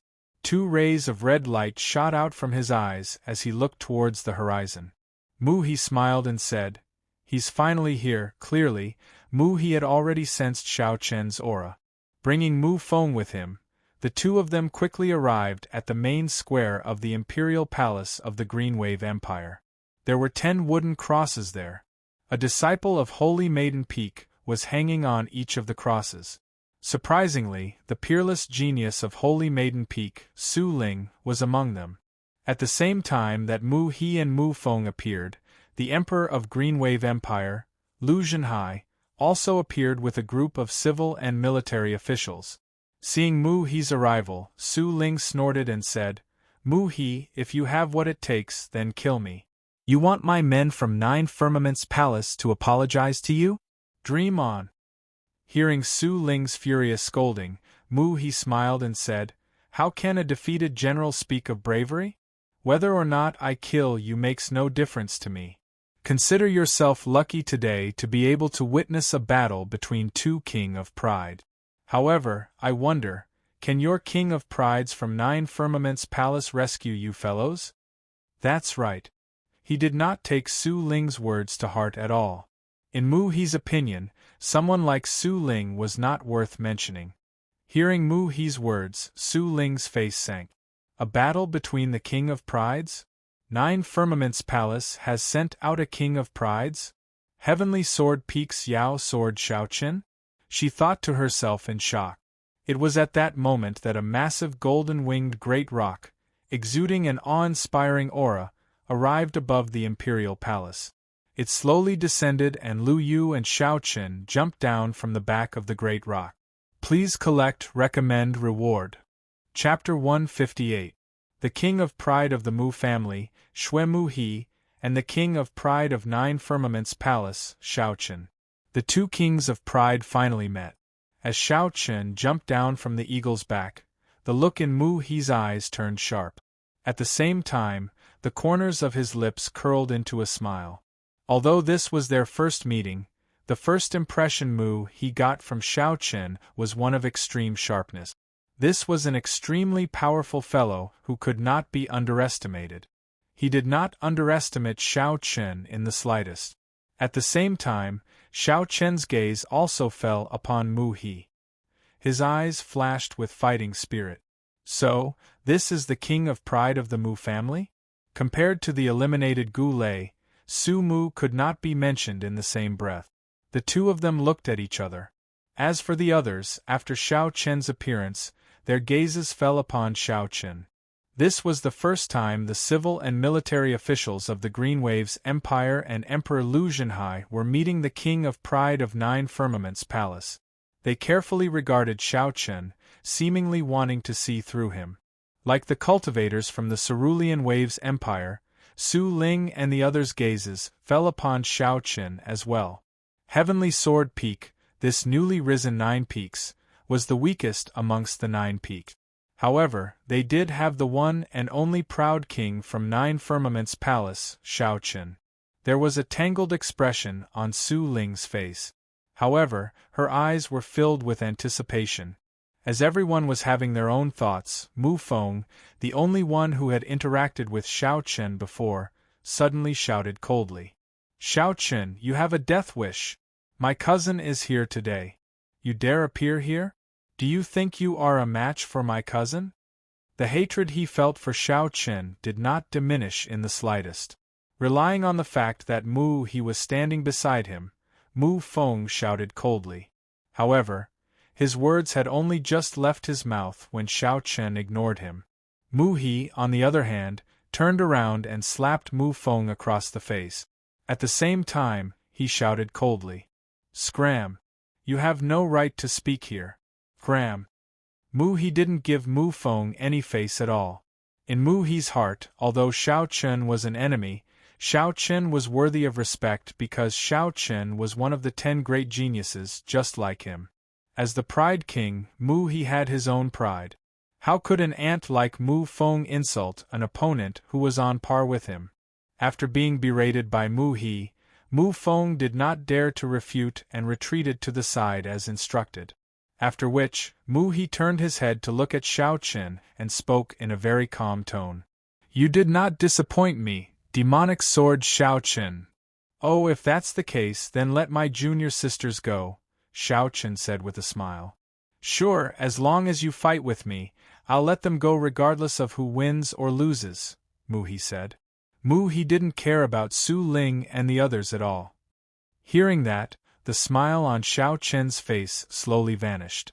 The interspatial ring on his hand flashed, and the crimson edge sword appeared in his hand. A faintly discernible strand of sword qi emanated from Xiao Chen's body. This was an unavoidable battle, and Xiao Chen had no intention of avoiding it. On the contrary, Xiao Chen also wanted to fight Mu He. He used his actions to answer Mu He. Seeing this, Mu He also took out his earth weapon, a blood-red wooden stick. Mu He was skilled in stick technique. The two of them took out their weapons at the same time and faced each other. The first battle of the Pride era was about to begin. Facing the upcoming battle, the Emperor of the Ocean Waves Empire, Lu Zhenhai, a Dao transformation expert, unconsciously swallowed a mouthful of saliva. His face was filled with nervousness. It could be seen that even a figure like him was looking forward to this battle and was nervous. Under everyone's gaze, Mu He was the first to move. He softly shouted, Xiao Chen. His figure instantly turned into a streak of blood-red light and rapidly charged towards Xiao Chen. Like Xiao Chen, Mu He was also at the complete mysterious Yuan realm. However, just his speed alone wasn't inferior to an earth mirror cultivator. Facing Mu He's attack, Xiao Chen didn't retreat. Instead, he advanced and met Mu He's attack head-on. The long sword in his hand flicked out and viciously slashed at Mu He's blood-red stick. The battle between the two immediately erupted. Mu He's stick was like a tiger, while Xiao Chen's sword was like a dragon. A fierce battle between a dragon and a tiger erupted in the Emerald Waves Empire's Imperial Palace. As soon as the battle began, the two of them displayed astonishing battle prowess. Although they were only at the mysterious Aeon realm, the power of each of their attacks was not weaker than that of a minor accomplishment Earth Mirror Realm cultivator. The long sword and blood-red stick constantly clashed. White clothes and blood-red clothes crisscrossed. Xiao Chen and Mu He, who were in the midst of an intense battle, wore excited smiles on their faces. King of Geniuses. This was the highest evaluation given to the younger generation in the Heavenly Chen continent. Out of the numerous young geniuses in the Heavenly Chen continent, only 10 people were able to receive this honor. The 10 of them were indeed worthy of their titles as Lords of Pride. In just over a year, they had already left their peers far behind. Even the top geniuses were overshadowed by the 10 Lords of Pride. That was evident from the fact that Xiao Chen had taken on more than a dozen geniuses alone in the city of the King of Medicine and emerged victorious. Such powerful strength naturally caused the 10 great King of Geniuses to feel lonely. In their eyes, the challenges of their peers had already become dull and boring. On the path of cultivation, their peers couldn't pose the slightest threat to them. Being invincible was destined to be lonely. Perhaps it was because of this that He was looking forward to his battle with Shao Chun. Excitement surged in their hearts at the same time. They had finally met an opponent they could fight. Compared to those boring weaklings, the opponent before them was the one they had been searching for. Various expressions flashed across the faces of the two peerless geniuses, Mu Feng and Su Ling, as they watched the intense battle between the two. Shock, jealousy, envy, worship, and unwillingness. All these emotions unconsciously merged into a complicated expression on their faces. They were of the same age, had the same cultivation, and were both geniuses. However, compared to Shao Chun and Mu He, the difference in strength between the two was too great. They weren't even on the same level. The two of them had no chance of winning against Shao Chun and Mu He. As such, even though they were peerless geniuses, they could only serve as background characters in the generation of geniuses. This was because the brilliance of the 10 great king of geniuses was just too dazzling. It was so dazzling that it overshadowed all their peers, including those peerless geniuses. Is this the strength of a king of geniuses? This was the first time Su Ling had personally experienced the strength of a king of geniuses as she hung from the wooden frame. She couldn't help but softly murmur. She didn't pay attention to the changes in the crowd's expressions. Up until now, Shao Chun and Mu He had been competing in terms of their foundations. They were competing in terms of their sword and staff technique. Both of them could be said to have reached an unassailable level in terms of their foundations. They had not neglected their grasp of their foundations in their haste to break through. Please collect, recommend, reward. Chapter 159. As time went by, the battle grew increasingly intense. At the same time, more and more people gathered outside the imperial palace. Although most of them were unable to enter the imperial palace, that did not stop them from feeling excited. Judging by the terrifying shockwaves from the battle, it was clear that the two kings' prides were locked in an intense battle. Although they were unable to personally witness the battle between the two kings' prides, they were unwilling to back down. They gathered outside the imperial palace, wanting to know the outcome of the battle as soon as possible. With so many spectators attracted, the battle between Shao Chun and Mu He inadvertently spread throughout the entire central divine region.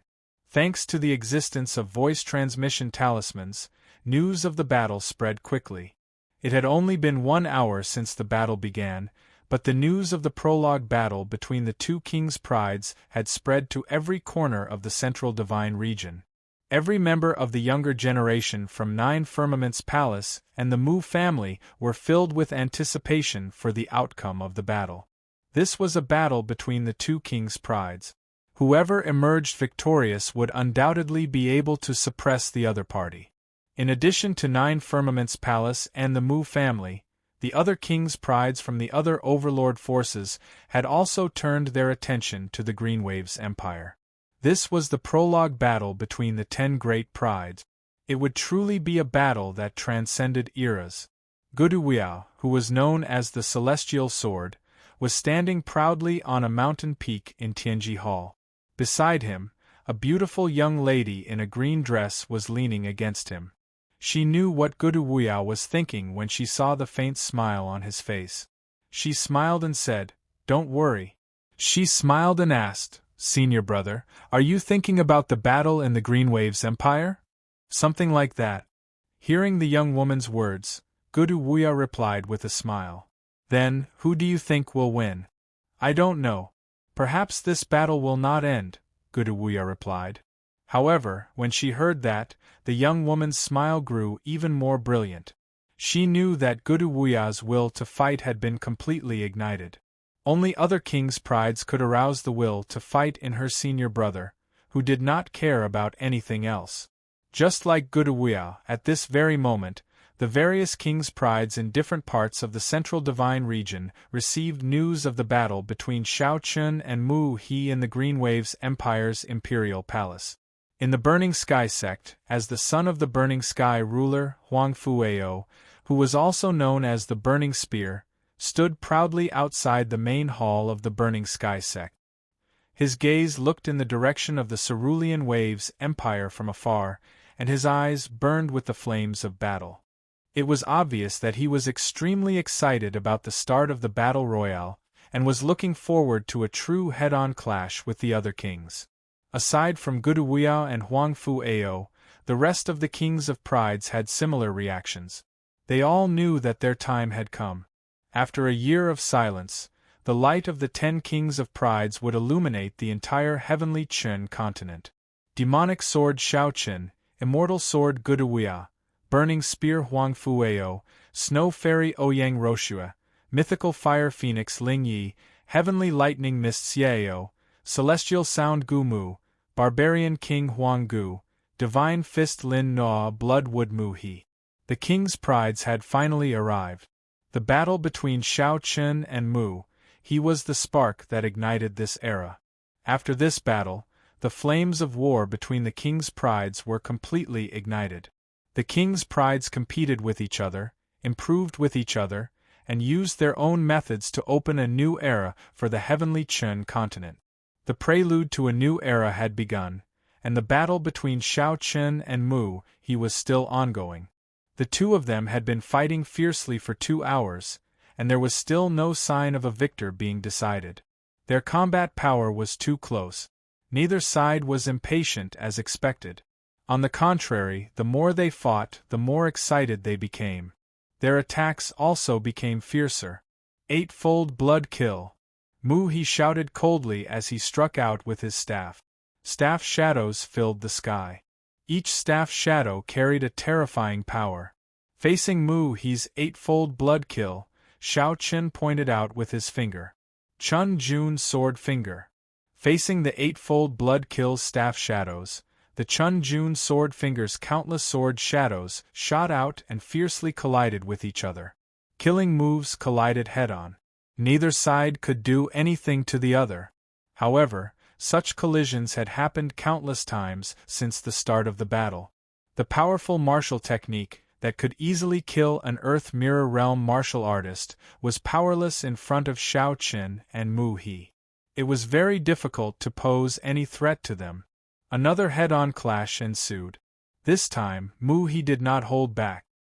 His attack changed and his aura abruptly soared. The bloody rod in his hand shone with a bloody light. Even before he attacked, he could already feel an aura that caused one's heart to palpitate continuously spreading out. Mu He is about to use his killing move. Seeing Mu He's action, the Emperor of the Emerald Waves Empire, Lu Zhenhai, murmured softly. As a Dao Transformation Realm expert, he could naturally feel the power of Mu He's next move. 8-fold World Annihilation. With a furious roar, Mu He struck out with his staff. This time, there weren't any sword shadows that filled the sky like before. Instead, there was an explosion of blood light. There was only one staff shadow, but it carried an incomparable power and fiercely suppressed Shao Chun. The 8-fold staff technique was the Mu clan's most precious treasure. In the entire younger generation of the Mu clan, only Mu He was qualified to cultivate it. Moreover, Mu He's 8-fold staff technique was personally taught by the Mu clan's leader, Mu Tian. It was extremely powerful. Facing the terrifying blood staff that was descending from the sky, Shao Chun pointed his finger and directly used the dragon spring sword finger. The pure Jun sword finger was still able to resist the 8-fold blood attack. However, against the 8-fold world annihilation, he could only use the dragon spring sword finger. After the initial probing and the subsequent clash of various methods, the two of them had already used all their killing moves and trump card. A dragon's roar resounded. A cyan dragon shadow broke through the sky from Shao Chun's finger and whistled as it charged towards Mu He's 8-fold blood attack. Seeing that Shao Chun still had the strength to resist his 8-fold blood attack, The excitement in Mu He's eyes became even more intense. No one of his generation had ever been able to withstand his attack. However, looking at Xiao Chen's dragon spring sword finger, its power was actually not inferior to his 8-fold blood attack in the slightest. Laughing maniacally, Mu He laughed heartily. Haha, refreshing. As Mu He laughed, the dragon shadow and staff shadow collided violently. A terrifying aftershock instantly swept through the entire main square. Feeling the terrifying aftershock sweeping through the area, the group of civil and military officials of the Emerald Waves Empire, led by Lu Zhenhai, exclaimed in shock, "Earth Mirror Realm Initial Perfection." No, even a Earth Mirror Realm Advanced Perfection cultivator would find it difficult to escape unscathed if they were caught in it. The power of Xiao Chen's attack was extremely shocking. Although Xiao Chen's attack was far from being a threat to an expert of Lu Zhenhai's level, it should be known that Xiao Chen's attack was only at the mysterious origin realm. Their attack was already not weaker than a Earth Mirror Realm Advanced Perfection cultivators. This was simply unheard of. Please collect recommend reward. Chapter 160. It was simply unheard of for someone at the Grand Completion Mysterious Aeon Realm to possess such terrifying strength. Even for someone at Lu Zhenhai's level, it was hard to accept. He didn't dare to imagine what it would be like when the 10 Kings broke through to the Dao Transformation realm like him. He probably wouldn't even be able to take a single blow from them. Lu Zhenhai originally thought that he had already overestimated the 10 Lords of Pride. However, after witnessing the battle between Xiao Chen and Mu He, he realized that he had still underestimated the 10 Lords of Pride. The only difference between the 10 Kings and the older generation was the amount of time they had to cultivate. As long as they were given enough time, they would grow at an unstoppable speed. At that time, the entire Heavenly Chen continent would belong to them. No, perhaps the continent wouldn't be able to accommodate them by then. I wonder what the Heavenly Chen continent will look like in 100 years. Lu Zhenhai sighed as he watched the two of them clash with their killing moves. If even Lu Zhenhai had such thoughts, there was no need to mention the younger generation like Su Ling and Mu Feng. They were completely convinced by the strength of Xiao Chen and Mu He. At the same time, they deeply understood the gap between them and the 10 Kings. Perhaps in the past, Mu Feng and Su Ling thought that the gap between them and the 10 Kings wasn't that great. After all, they were all geniuses. Even if the 10 Kings were strong, there would be a limit to how strong they could be. However, after personally experiencing the battle between the King of Geniuses, the two of them had completely shattered this notion. That's right, the top geniuses and the 10 Kings were all geniuses in name. Even so, there was absolutely no comparison between the two. Judging from the combat prowess displayed by Xiao Chen and Mu He, any one of the top 10 proud sons of heaven could easily crush a peerless genius. As such, there was no need to even mention the top-notch geniuses. They had completely lost the confidence to compete with the 10 great prides. With such a huge gap, Su Ling and Mu Feng had already placed themselves in the right position. In this generation of geniuses, all the geniuses would be reduced to the background of the 10 great prides, or their followers. Only the 10 great prides had the qualifications to stand on the stage of the era of geniuses and lead the generation. They thought that they had understood the strength of the kings, but as the shock waves from their previous attacks gradually dissipated, Xiao Chen and Mu He once again refreshed everyone's expectations of the king's strength. After the true clash, Xiao Chen and Mu He stopped their attacks at the same time. The two of them stood 10 meters apart. Their clothes were stained with dust and blood, but their eyes were as bright and determined as before. They stared at each other. Up until now, the two of them had already fully acknowledged each other's strength. This was a battle between the kings. It was extremely thrilling and thrilling. Xiao Chen, I'm really glad that I was born in this generation. If it weren't for all of you, how boring would I be? Dominating an entire generation is not what I want. Mu He sighed from the bottom of his heart as he looked at Xiao Chen. He was glad that he was born in this age of geniuses. Compared to dominating an entire generation, He hoped that there would be someone who could compete with him for supremacy. He hoped to fight with him on the path of growth until he reached the end and peak of the martial way. Xiao Chen smiled faintly when he heard He's words. He also had the same thoughts. Dominating alone was naturally far less interesting than competing with other geniuses. Only in troubled times could heroes be born. The two of them sighed with emotion. At the same time, it was no exaggeration to say that if they were not born in this generation, any one of the 10 kings would have become an existence that others of the same generation could not hope to reach if they were born in another generation. Just like He had said, if they were born in another generation, how lonely and boring would it be for them, the 10 kings. He smiled at each other before he opened his mouth again and said, Xiao Chen, come. I know that you haven't used your full strength to determine the final victor. Without waiting for Xiao Chen's reply, He's skin began to slowly turn red, as if it was being cooked. However, as his skin changed, He's aura also began to rise steadily. From the perfect mysterious Yuan stage, it quickly rose to the initial level of the Earth Mirror stage. Then, it was the initial level of the Earth Mirror stage, the advanced level, the initial level, the perfect level. In the end, he actually broke through to the initial level of the Heaven stage. It was obvious that He had used a secret technique. This was also He's last resort. His strength had increased tremendously, and the battle intent in He's eyes had also become denser. With such a huge increase in strength and such a terrifying might, if it was an ordinary person, they would have been scared out of their wits by now. However, Xiao Chen was different. He also believed that Xiao Chen definitely had his own trump card that he had not used yet. His aura had completely stabilized at the initial level of the Heaven stage. Then, he softly shouted, Secret technique, Bloodwood ignition. Bloodwood ignition was a treasure of the Mu clan that was as famous as the 8 Harmonies staff technique. It was also the only secret technique of the Mu clan.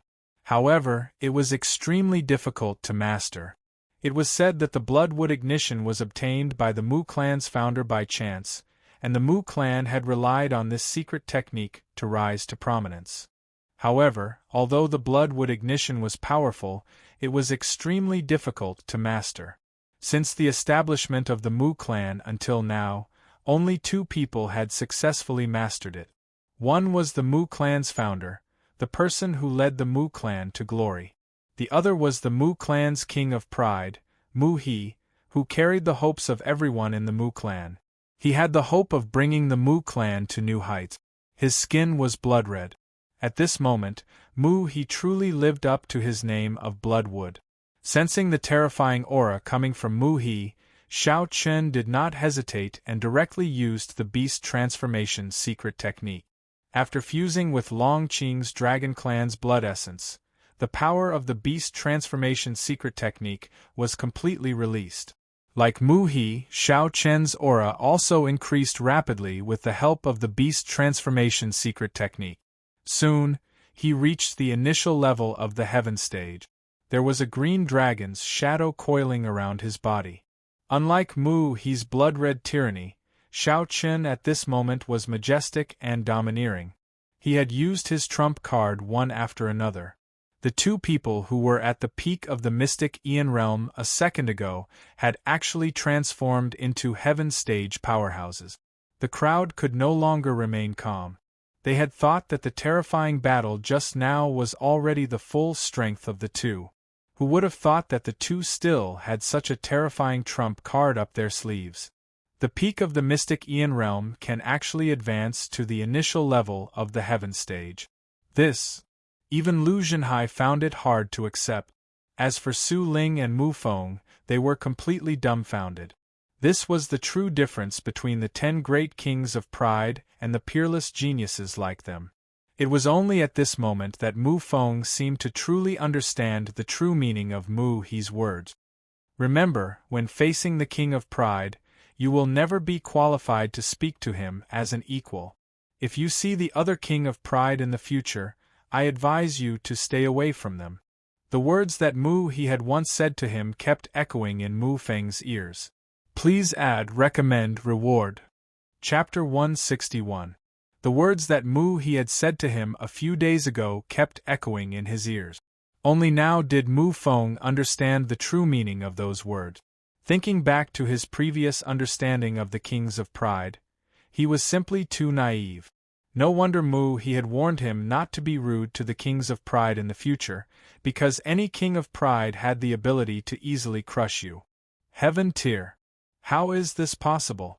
Possessing the battle prowess of the Heaven Tier at the age of 20. Not only Mu Feng, but all the civil and military officials of the Cerulean Waves Empire also exclaimed. Originally, they were already shocked by the battle prowess of Shao Chun and Mu He, but now, the two of them had actually raised their battle prowess to the level of the Heaven Tier in an instant. In other words, didn't that mean that the 10 kings of pride now had the ability to contend with a Heaven Tier cultivator? Their cultivation was only at the consummate level of the mysterious Ian Tier, but they already had the ability to contend with a Heaven Tier cultivator. The crowd no longer knew how to describe the shock in their heart. Without a doubt, Shao Chun and Mu He had once again refreshed the crowd's understanding of the two words kings of pride.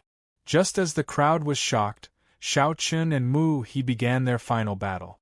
Both of them had used their secret techniques, and their battle prowess was completely different from before.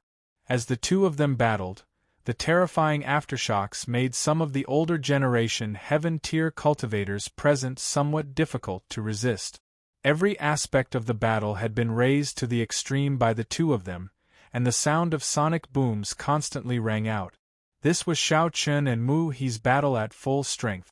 Neither of them held back in the slightest. In the face of a battle of this level, even if a true Heaven Tier cultivator joined in, he would probably not be able to last for too long. The crowd was completely stunned as they stared blankly at the two of them engaged in battle. After an unknown amount of time, when the two of them clashed for the last time, whether it was Shao Chun or Mu He, both of them retreated at the same time and took the initiative to dispel their secret techniques. Using secret techniques had side effects, and after the fierce battle just now, both of them understood that the other's secret technique was very strong, and it would be very difficult to defeat it. So, before the side effects arrived, both of them had simultaneously dispelled their secret technique. It was difficult to determine the victor in a short period of time, and the battle had already lasted until now. If it continued, both of them would suffer. They took the initiative to stop, but at this moment, Shao Chun and Mu He were both somewhat pale. They took the initiative to put away their scarlet-edged swords, and looked at Mu He.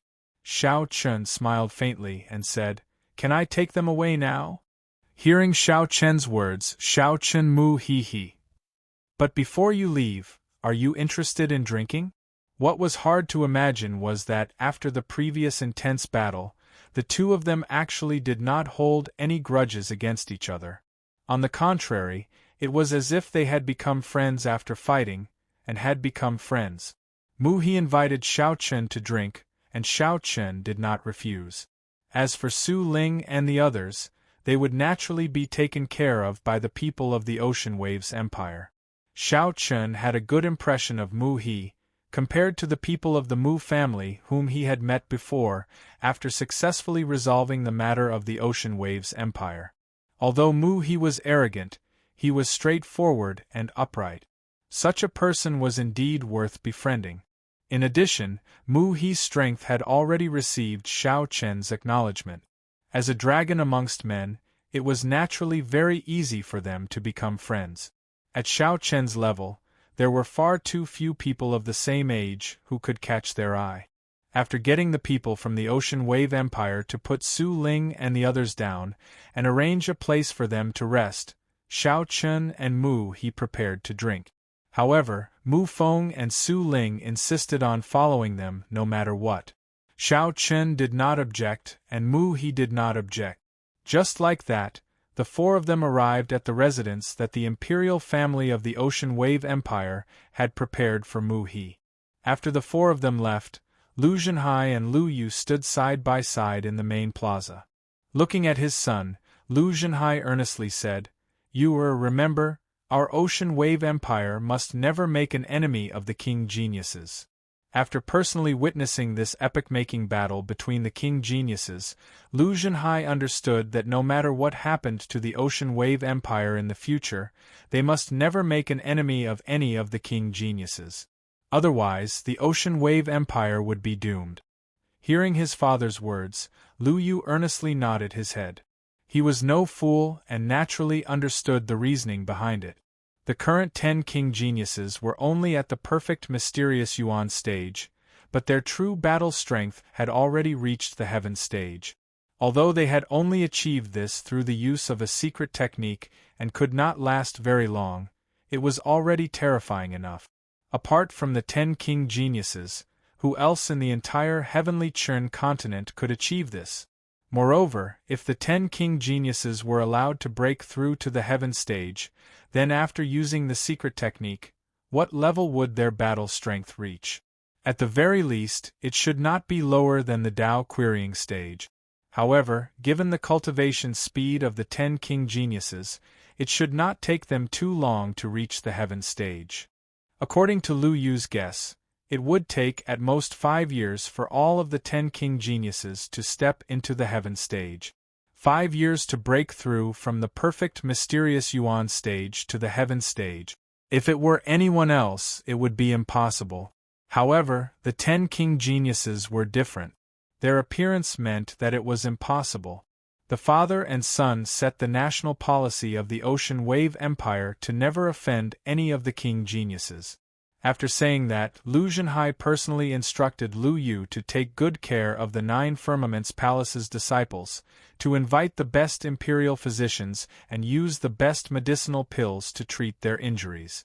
After receiving his father's orders, Lu Yu respectfully acknowledged and quickly left. The first battle of the King of Geniuses contest had ended. Although there was no conclusion, there was one thing that caused everyone to be incomparably shocked. Furthermore, it was spreading rapidly throughout the entire divine central region. Xiao Chun and Mu He. Although the two of them were only at the perfect mysterious yuan stage, they possessed the battle strength of the heaven stage. After this news spread like wildfire, the fear of the 10 king geniuses rose to a whole new level. Moreover, many of the almighty figures of the older generation speculated that if Xiao Chun and Mu He could do this, then the other 10 king geniuses would most likely be able to do the same. Although they were only at the perfect mysterious yuan stage, they already possessed the battle strength of the heaven stage. In an instant, following the conclusion of the King of Geniuses contest, the reputation of the 10 king geniuses soared. Some of the peerless geniuses who had once thought of competing with the 10 king geniuses had already lost all such thoughts. What a joke! Competing with the 10 king geniuses was simply courting death. If the king geniuses did not appear, the king geniuses would run amok. If the king geniuses appeared, the king geniuses would bow their heads. This was the current situation of the younger generation of the heavenly Chern continent.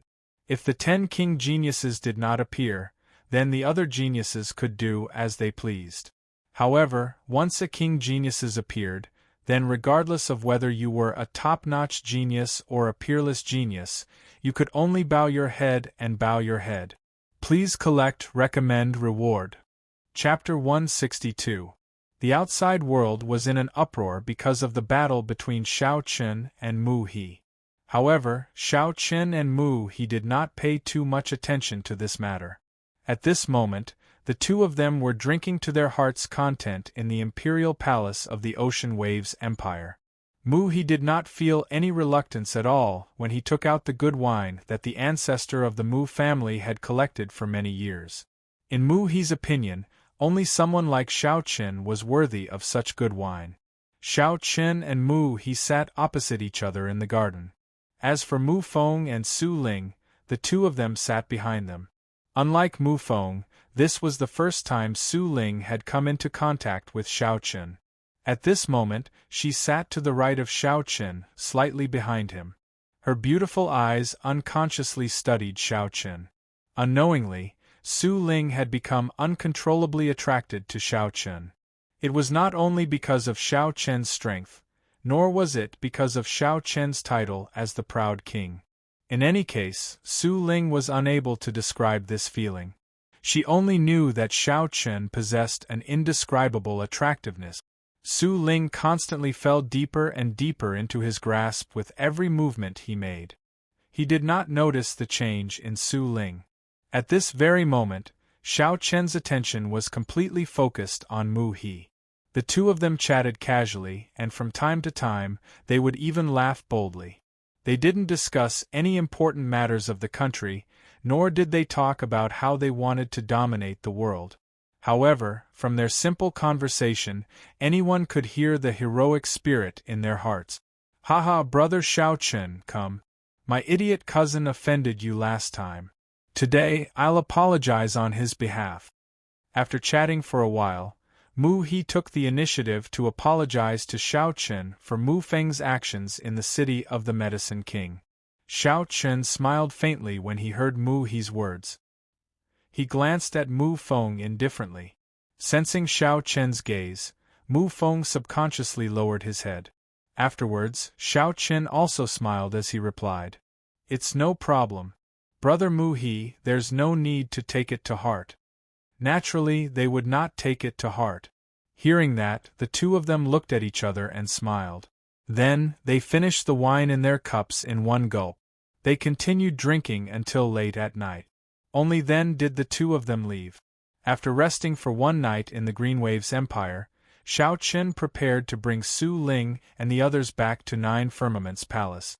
As for Mu He, he was also preparing to return to the Mu family. Of course, the matter of Mu Feng marrying Lu Yu's younger sister naturally came to an end because Mu Feng had clearly indicated that he was too reckless earlier. And, of course, when the time comes, I will definitely welcome you. Mu He laughed heartily. Bringing Mu Feng with him, he leapt onto the Mu family's flying Yao beast. Immediately they soared into the sky, disappearing into the horizon.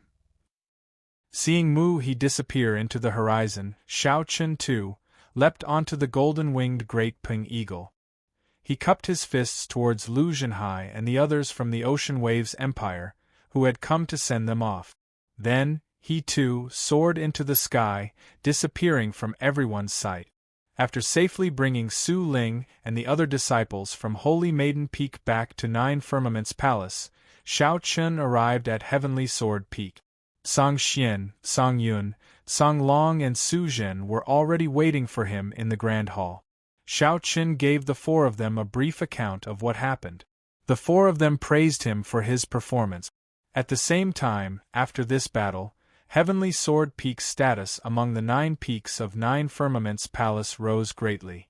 That was especially true of Xiao Chen.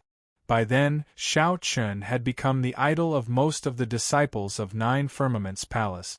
That was because Xiao Chen was the only king of prides in Nine Firmaments Palace. After realizing just how terrifying a king of prides was, the geniuses who considered themselves superior no longer dared to casually provoke Xiao Chen. By now, everyone in the heavenly Chen continent knew that compared to a king of prides, the geniuses were simply too weak.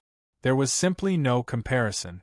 Xiao Chen did not mind the change in attitude of the disciples of Nine Firmaments Palace. After bidding farewell to Song Xian and the others, Xiao Chen made a beeline for the Immaculate Residence. After being away for a few days, Qin Shuru must have been worried sick. In the Immaculate Residence, Xiao Chen explained everything to Qin Shuru in detail. After confirming that Xiao Chen was fine, Qin Shuru breathed a sigh of relief. At the same time, Qin Shuru felt very proud of the Battle of the Kings of Prides. Her husband was also one of the 10 Kings of Prides, one of the main characters of this era. It was a rare day of relaxation. When night fell, Xiao Chen and Qin Shuru could not help but enjoy the spring breeze. As the time spent with Qin Shuru grew longer, the two of them grew closer and closer. Xiao Chen found that he was becoming more and more infatuated with Qin Shuru. She was a woman of great charm. As time passed, Chin Shuru seemed to be constantly growing more beautiful. In the beginning, she could only be considered an ordinary beauty. But now, in the entire heavenly Chun continent, there were very few women who could compete with Chin Shuru in terms of beauty. Additionally, Xiao Chen also found out from Chin Shuru that some bored fellows from Nine Firmaments Palace had ranked the 4 great beauties. Chin Shuru was ranked first, hailed as the #1 beauty in Nine Firmaments Palace. And yet, no one objected to it. It was clear that Chin Shuru's beauty had gained the recognition of everyone in Nine Firmaments Palace. Naturally, Xiao Chen had no interest in the 4 great beauties. Who cares if she was the leader of the 4 great beauties? At any rate, no matter how beautiful Chin Shuru was, she was still his woman. Only he could enjoy Chin Shuru's countless charms. Back in Nine Firmaments Palace, Xiao Chen's days returned to a state of tranquility. Every day, he would immerse himself in his cultivation routine. From time to time, he would have sex with Chin Shuru. His days were spent in an incomparably comfortable manner. As Xiao Chen's side was in a state of tranquility, the outside world was not. After the battle between Xiao Chen and Mu He, the 10 great prides took action one after another. 4 battles between the 10 great prides broke out in a row. The 4 battles between the 10 great prides allowed the 10 great prides to prove their strength to the world. Every one of them possessed the combat power of a sky-human stage cultivator. Immortal Sword Gudu Wuya fought against Burning Spear Huangfu Ao. Fire Phoenix Ling Yi fought against Snow Fairy Ouyang Roshu. Thunder Mist Xie Ao fought against Celestial Melody Gu Mu. Barbarian King Primordial fought against Divine Fist Lin Nu. The successive battles between the 10 great prides raised the status of the 10 great prides to a new pinnacle. In fact, there were even some who suggested that the 10 great prides be separated from the ranks of heaven's prides. The strength of the 10 great prides was already enough to crush the other heaven's prides. They should no longer be called heaven's prides. Otherwise, it would be an insult to the 10 great prides. Begging to be collected, begging to be recommended, begging to be rewarded. Chapter 163. The world once again proposed the idea of separating the 10 great prodigies from the heaven's prides. They wanted the 10 great prodigies to be existences above the heaven's prides. However, the sovereigns did not express any opinion on this proposal. Without the approval of the sovereigns, this was clearly just a fantasy. For example, the titles of Xiao Chen and the others were all approved by the sovereigns. On the heavenly Chen continent, only the sovereign's approval could be considered an official matter. Otherwise, it would not be accepted. The sovereigns did not seem to have any intention of separating the 10 great prodigies, and the 10 great prodigies did not care about this either. To them, these things were all empty and did not have any substantial use. In their eyes, all they wanted was to improve their own strength, reach the peak of the martial way, and compete with each other. All the turmoil in the outside world seemed to have nothing to do with them. After a short period of intense battle, the 10 great prodigies seemed to have returned to silence. Half a month passed and there was no news of them at all. From the start of the chaotic battle between Xiao Chun and Mu He to the 10 great prodigies, the 10 great prodigies all fell silent once again after such a fast-paced battle. Of course, quite a few people guessed that the 10 great prodigies had fallen silent because they were preparing to break through to the Earth Mirror realm. This was because the 10 great prodigies had all reached the perfect mysterious Yuan stage. The next step was to break through to the Earth Mirror realm. As a result, the 10 great prodigies all chose to go into seclusion after the battle and ignore the outside world. Breaking through from the mysterious Yuan stage to the Earth Mirror realm was different from breaking through to the Earth Mirror realm. This was the beginning of the process of the spiritual sense. In other words, the spiritual sense was the predecessor of the spiritual sense. Once the spiritual sense evolved, it would become the spiritual sense. Unlocking the spiritual sense was an extremely important matter for any cultivator. It was no exaggeration to say that the strength of the spiritual sense represented one's future achievements. If the spiritual sense was too weak, it would be unable to evolve into the spiritual sense. Without the spiritual sense, one's achievements in life would be limited. This was a cause and effect relationship. Due to the importance of spiritual sense, none of the 10 great geniuses, including Shao Chen, dared to lower their guard at all. All of them were fully prepared for the upcoming breakthrough. At the same time, the almighties and rulers behind them spared no effort in providing the greatest amount of support for these geniuses. Take Shao Chen, for example. After knowing that he was about to break through to the earth-clear realm, Tao Master Danyun personally refined an extreme spirit pill for him. Although the extreme spirit pill was only an earth-grade pill, it wasn't too troublesome to refine. However, the herbs needed to refine it were extremely rare. Therefore, the price of the extreme spirit pill was much more expensive than most heaven-grade pills. If one had an extreme spirit pill when breaking through to the earth-clear realm, it would definitely be of great help in opening one's spiritual sense. At the very least, it would increase the chances of success by more than 50%. Don't forget that the extreme spirit pill had been refined by Tao Master Danyun himself. As a hidden ruler, the extreme spirit pill refined by Tao Master Danyun had golden veins. It was even more extraordinary. Thinking about it, there were only a few people in the entire Tianshan continent who could make Tao Yun personally refine pills. It could be said that for Shao Chen's breakthrough, Tao Yun had already done his best. Apart from the extreme spirit pill refined by Tao Master Danyun himself, the ruler of the continent of the 9 clouds also summoned Shao Chen. It was the first time since Shao Chen had come to the 9 Clouds Palace that the ruler of the continent of the 9 clouds had summoned him. Song Xian brought Shao Chen to the ruler of the continent of the 9 clouds' residence. At the top of the mountain, Shao Chen saw the ruler of the continent of the 9 clouds. When the ruler of the continent of the 9 clouds saw Shao Chen, he motioned for Song Xian to leave. Then, he asked Shao Chen to sit down in front of him and smiled. I heard that Tao Master Danyun refined an extreme spirit pill for you to help you break through to the earth-clear realm, right? Yes. When Shao Chen heard the ruler of the continent of the 9 clouds, he nodded. It wasn't a secret. Besides, everybody in Celestial Sword Peak knew about it already. Many disciples there were jealous of him.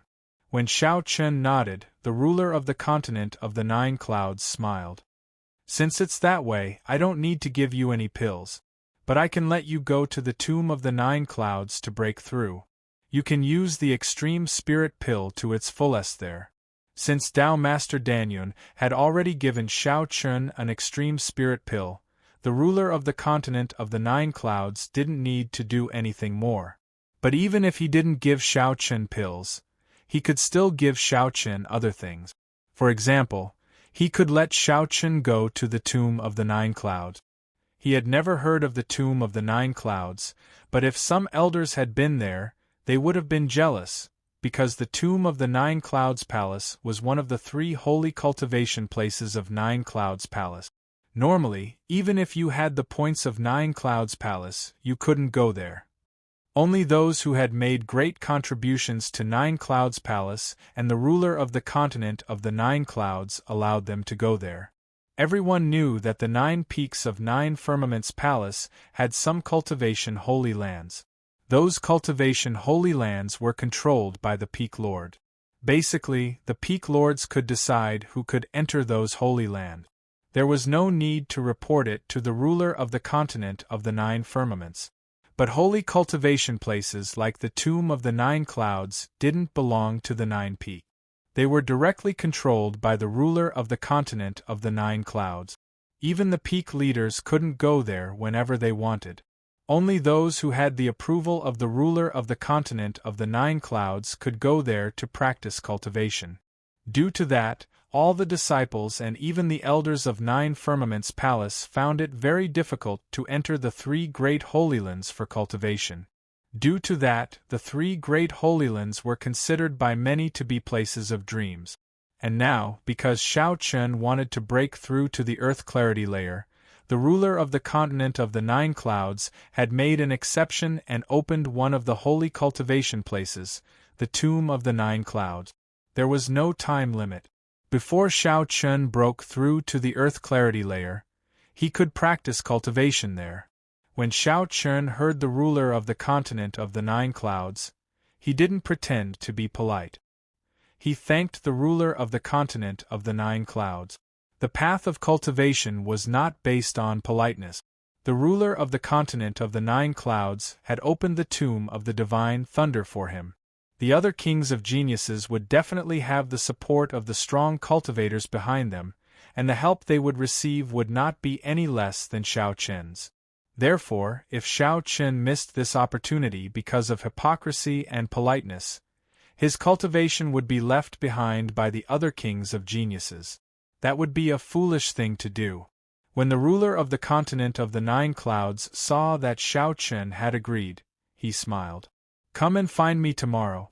I'll take you to the Tomb of the Nine Clouds. Remember, don't take the Supreme Spirit pill yet. Take it after you enter the Tomb of the Nine Clouds. It'll be even more effective that way. Please add it to your collection, recommend it, reward it."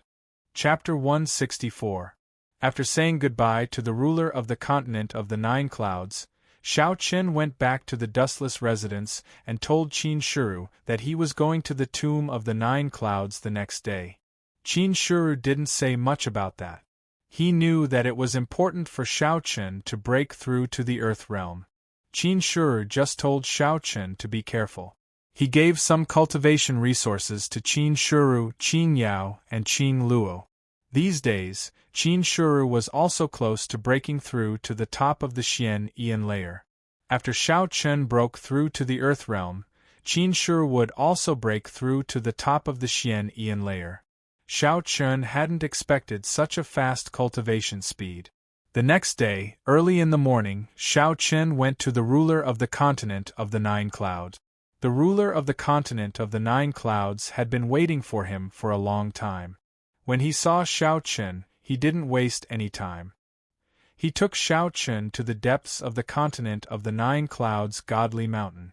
The biggest mountains of the continent of the Nine Clouds Godly Mountain were the 9 peaks of the Nine Clouds Palace. Apart from the 9 godly mountains, there were many other inconspicuous mountains surrounding them. The Tomb of the Nine Clouds Godly Lightning was located at the top of an unknown mountain in the depths of the continent of the Nine Clouds Godly Mountain. The entire mountain was surrounded by a gigantic layer of deployment spells. The ruler of the continent of the Nine Clouds had personally made those deployment spells. Unless the ruler personally made a move, even Dao Venerables couldn't break those deployment spells. The ruler of the continent of the Nine Clouds led the 2 of them to the mountain very quickly. From a distance, the mountain was black, as if it had been burnt. At the top of the mountain, there were thick thunderclouds all year round. Lightning kept falling from the sky. That was where the divine thunder tomb of Jiuxiao was located. Instead of taking Xiao Chen to the top of the mountain, Xiao Chen was placed at the foot of the mountain. With Xiao Chen's current level of training, there was no way he could withstand the heavenly thunder at the top of the mountain. Only at the foot of the mountain, after experiencing the power of the heavenly thunder filtered by the entire mountain, would Xiao Chen be able to withstand it. Remember, don't rush. The lightning in the Tomb of the Nine Clouds Godly Lightning is extremely powerful, especially at the top of the mountain. Only Dao Venerables can withstand it, so don't rashly climb the mountain, reminded the ruler of the Nine Clouds Godly Lightning. When the ruler of the Nine Clouds warned him, Xiao Chen naturally wouldn't risk his life. He nodded solemnly. When the ruler of the Nine Clouds saw that, he didn't say much. He just told Xiao Chen that if he broke through to the Earth Clear Layer, he could leave. After the ruler of the Nine Clouds left, Xiao Chen turned around and looked at the mountain, which wasn't very tall. He walked into the deployment spells. Because the ruler of the Nine Clouds had approved of him, the deployment spells around the Tomb of the Nine Clouds didn't stop Xiao Chen. Xiao Chen easily entered the Tomb of the Nine Clouds Godly Lightning. Xiao Chen was only at the foot of the mountain. He had not even reached the foot of the mountain yet. However, a bolt of heavenly lightning fell from the sky as soon as Xiao Chen entered. The tiny bolt of lightning sank into Xiao Chen's head in an instant. Xiao Chen felt as if his soul was trembling all of a sudden. The heavenly thunder of the ninth heaven divine thunder tomb would not cause any harm to the physical body, it only worked on the soul. Because of this, the ninth heaven divine thunder tomb was extremely helpful in breaking through the earth mirror, because the spiritual sense formed under the constant tempering of the heavenly thunder was much stronger than the spiritual sense formed under normal circumstances. It was the first time he had experienced the power of the tomb of the nine clouds' godly lightning.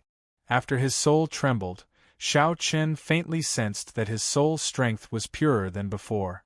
It was just one bolt of lightning, and it made him feel that way. He smiled thinly and walked to the foot of the mountain.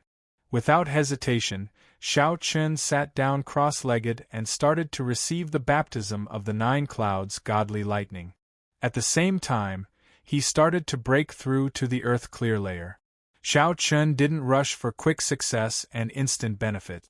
He planned to use the tomb of the nine clouds' godly lightning to temper his soul's strength before breaking through to the earth clear layer and opening his spiritual awareness.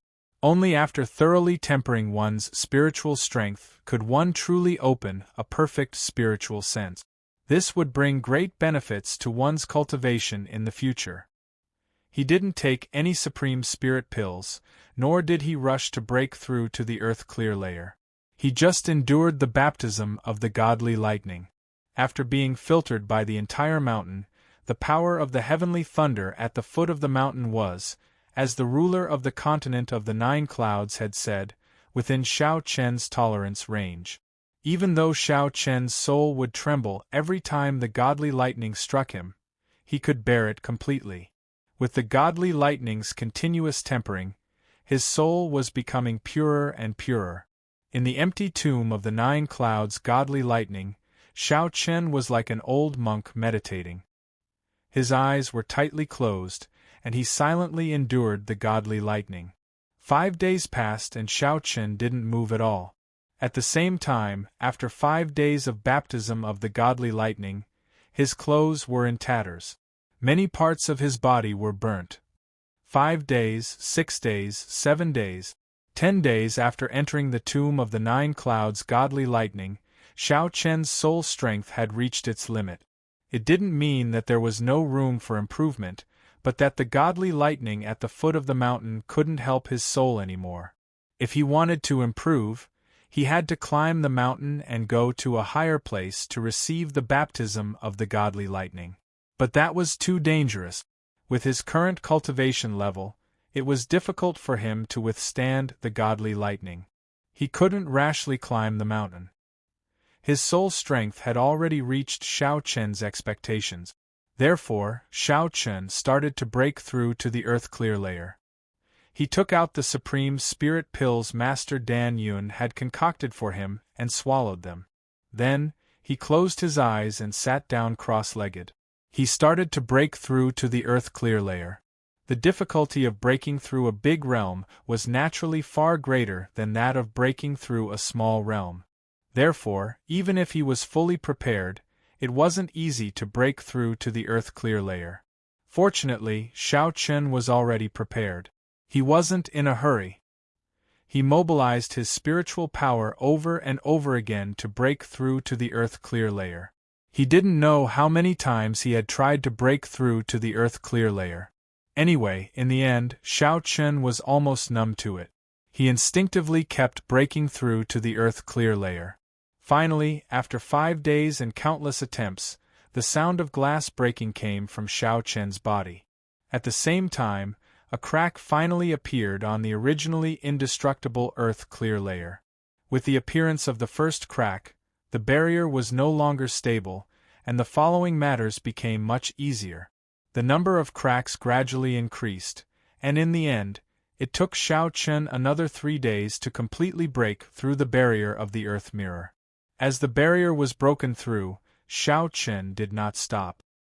He swallowed a large number of pills in one go, and pure and vast amounts of spiritual power instantly spread throughout his body, rushing madly to his dantian through his limbs and meridians. His dantian, which had been extremely dry due to the recent breakthrough, was now frantically absorbing the spiritual power, as if it had been sweet dew after a long drought. Please collect, recommend, reward. Chapter 165. After half a month, he finally broke through to the Earth Mirror. After the breakthrough, Xiao Chen also felt that the spiritual awareness between his eyebrows had finally started to take shape. When a cultivator reached the Earth Mirror, they would be able to activate their spiritual awareness. Spiritual awareness had a wide range of uses. Not only could it be used to sense things, it could also greatly increase a cultivator's combat strength. Think about it, without spiritual awareness, one could only use one's eyes to judge when fighting. With spiritual awareness, one could use it to predict the enemy's next move. As a result, one's combat strength would naturally be greatly enhanced. It was also because of the emergence of spiritual awareness that there was an insurmountable gap between the mysterious Aeon realm and the Earth Mirror. In the entire heavenly Qin continent, only the 10 prides could cross this gap. When they were at the mysterious Aeon realm, they could ignore spiritual awareness and kill Earth Mirror cultivators who were at the mysterious Aeon realm. Feeling the spiritual awareness that was constantly awakening, even with Xiao Chen's temperament, he couldn't help but feel excited. This feeling was similar to when he broke through to the mysterious Aeon realm and achieved the mysterious spirit martial body. Spiritual awareness constantly gathered between his eyebrows. However, when the spiritual stone was completely formed, something strange happened. Xiao Chen's heavenly way sword embryo actually emitted a bright golden light, instantly enveloping the newly formed spiritual awareness. There was no way to stop the heavenly way sword embryo's movements. Feeling this strange change, Xiao Chen's face darkened. He didn't know what was going on. Originally, after experiencing the baptism of countless heavenly lightning, his spiritual awareness could be said to have reached the perfect level. But now, because of the strange change of the heavenly way sword embryo, his spiritual awareness seemed to be affected. The condensation that should have ended was actually starting to change again. From a light ball the size of a thumb, 4 limbs gradually grew. In between his eyebrows, his spiritual awareness actually turned into a small golden person. And this wasn't the end. Just after his spiritual awareness transformed into a small golden person, the heavenly way sword embryo actually took the initiative to come above him and slowly rotated. Moreover, faint golden light constantly spread down, as if it was using the golden light to nourish his spiritual awareness. The heavenly way sword embryo was nourishing his spiritual awareness? His face revealed a look of disbelief. He never knew that the heavenly path sword embryo had the ability to nourish the spiritual sense. Furthermore, in just a few breaths of time, Xiao Chen could clearly feel that his spiritual sense had been imbued with a trace of the sword qi from the heavenly path sword embryo. Spiritual sense actually contained sword qi. This was simply too exaggerated. One had to know that spiritual sense was the predecessor of spiritual sense, and spiritual sense and physical body made up a person's everything. It was normal for the physical body to have sword qi. Almost every sword cultivator could do it. However, it was too exaggerated for spiritual sense and spiritual sense to also have sword qi. It was hard to imagine that under the nourishment of the heavenly way sword embryo, when his spiritual sense transformed into spiritual sense, both his physical body and spiritual sense would carry sword qi. Wouldn't that mean that he would be the most perfect sword cultivator, be it his physical body or soul? This sudden turn of events left Xiao Chen in a daze for a moment. This was also the terrifying aspect of the heavenly sword embryo. At the same time, this special physique that was only limited to legends seemed to be gradually revealing its brilliance at this moment.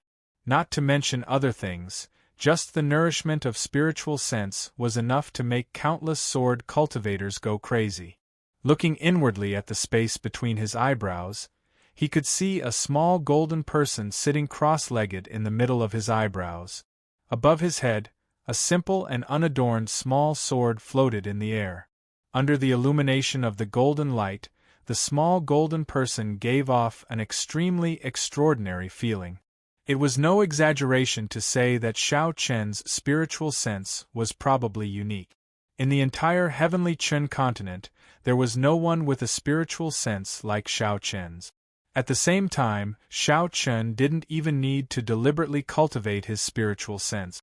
Under the nourishment of the heavenly way sword embryo, his spiritual sense would constantly grow stronger.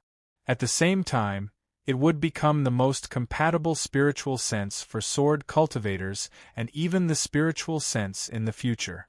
After carefully sensing his spiritual sense, Xiao Chen finally stood up and pointed with his finger. He directly used the Chun Jun sword finger. He saw that what should have been a sword light had now turned golden. Moreover, its power had also increased tremendously. Compared to before, it had increased by at least 30%. His sword chi had become stronger and even faintly touched the threshold of sword intent. This was probably the benefit of the heavenly way sword embryo and spiritual sense. He was overjoyed. Of course, Xiao Chen wasn't happy about the small improvement in front of him, but the long-term improvement. With the heavenly way sword embryo, his spiritual sense could definitely transform into an existence that countless sword cultivators would envy. It was also because Xiao Chen was born in the heavenly Chen continent that he didn't know much about the heavenly way sword embryo.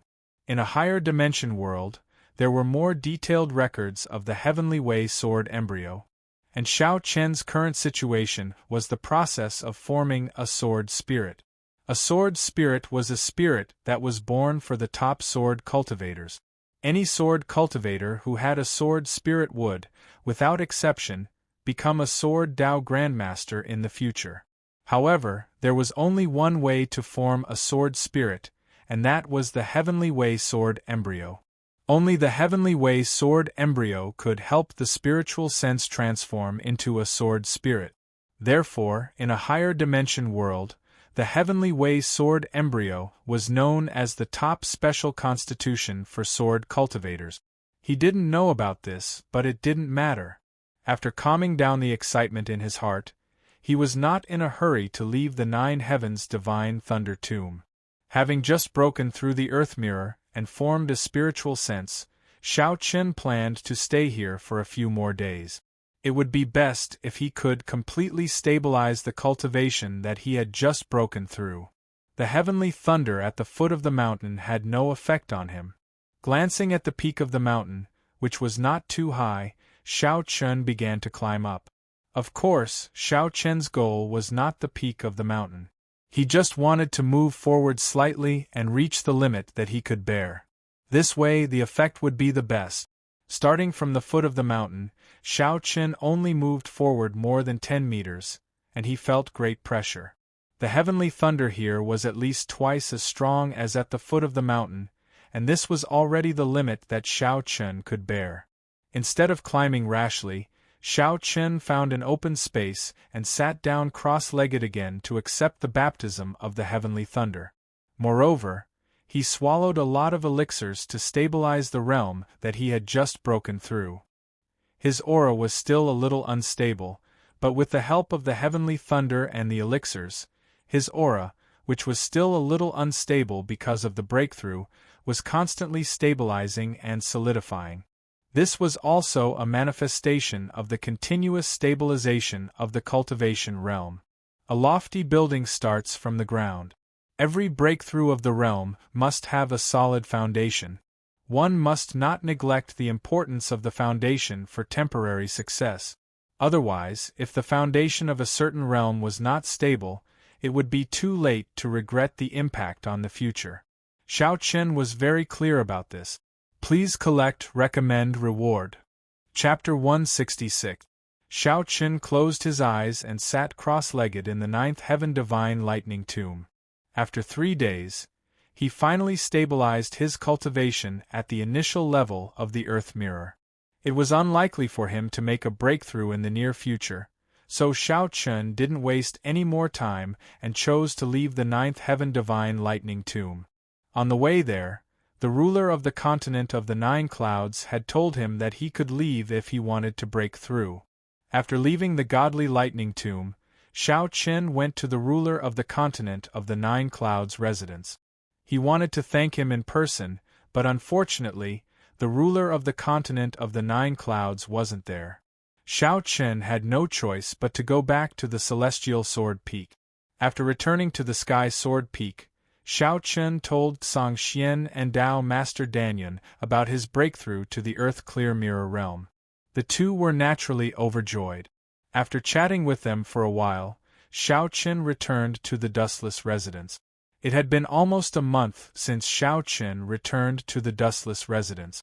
At this moment, Qin Shuru had also successfully broken through to the perfect arcane Aeon stage. Shao Chun was naturally overjoyed that both of them had broken through at the same time. That night, he invited Qin Heng, Qi Yan, Mo Jia, and a few other friends to the dustless residence for a hearty drink. At night, in the Wuchen residence, everyone sat together and happily drank wine. Seeing that Shao Chun had broken through to the initial level of the Earth Mirror, Mo Jia only felt envious and happy. There wasn't the slightest bit of jealousy. He had been good friends with Shao Chun since the East Sword Pavilion. Although Mo Jia's cultivation was only at the perfect mysterious Yuan stage and the gap between him and Shao Chun had completely widened, he knew that his talent couldn't be compared to Shao Chun's.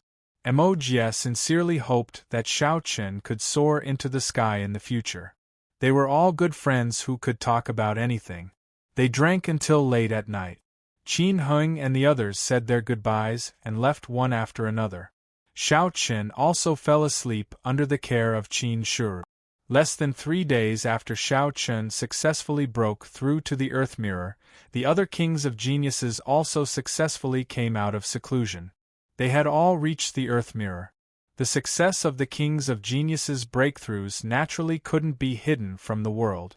Moreover, after the kings of geniuses all broke through, Huang Fuao from the Burning Sky sect announced that he would hold an unprecedented Heavenly Geniuses Grand Banquet. All heavenly geniuses from the continent could attend. Of course, the main reason why Huang Fuao was doing this was to gather all the top 10 geniuses together for the first time. Once the news of the Heavenly Geniuses Banquet, the kings of geniuses of the Central Divine Region.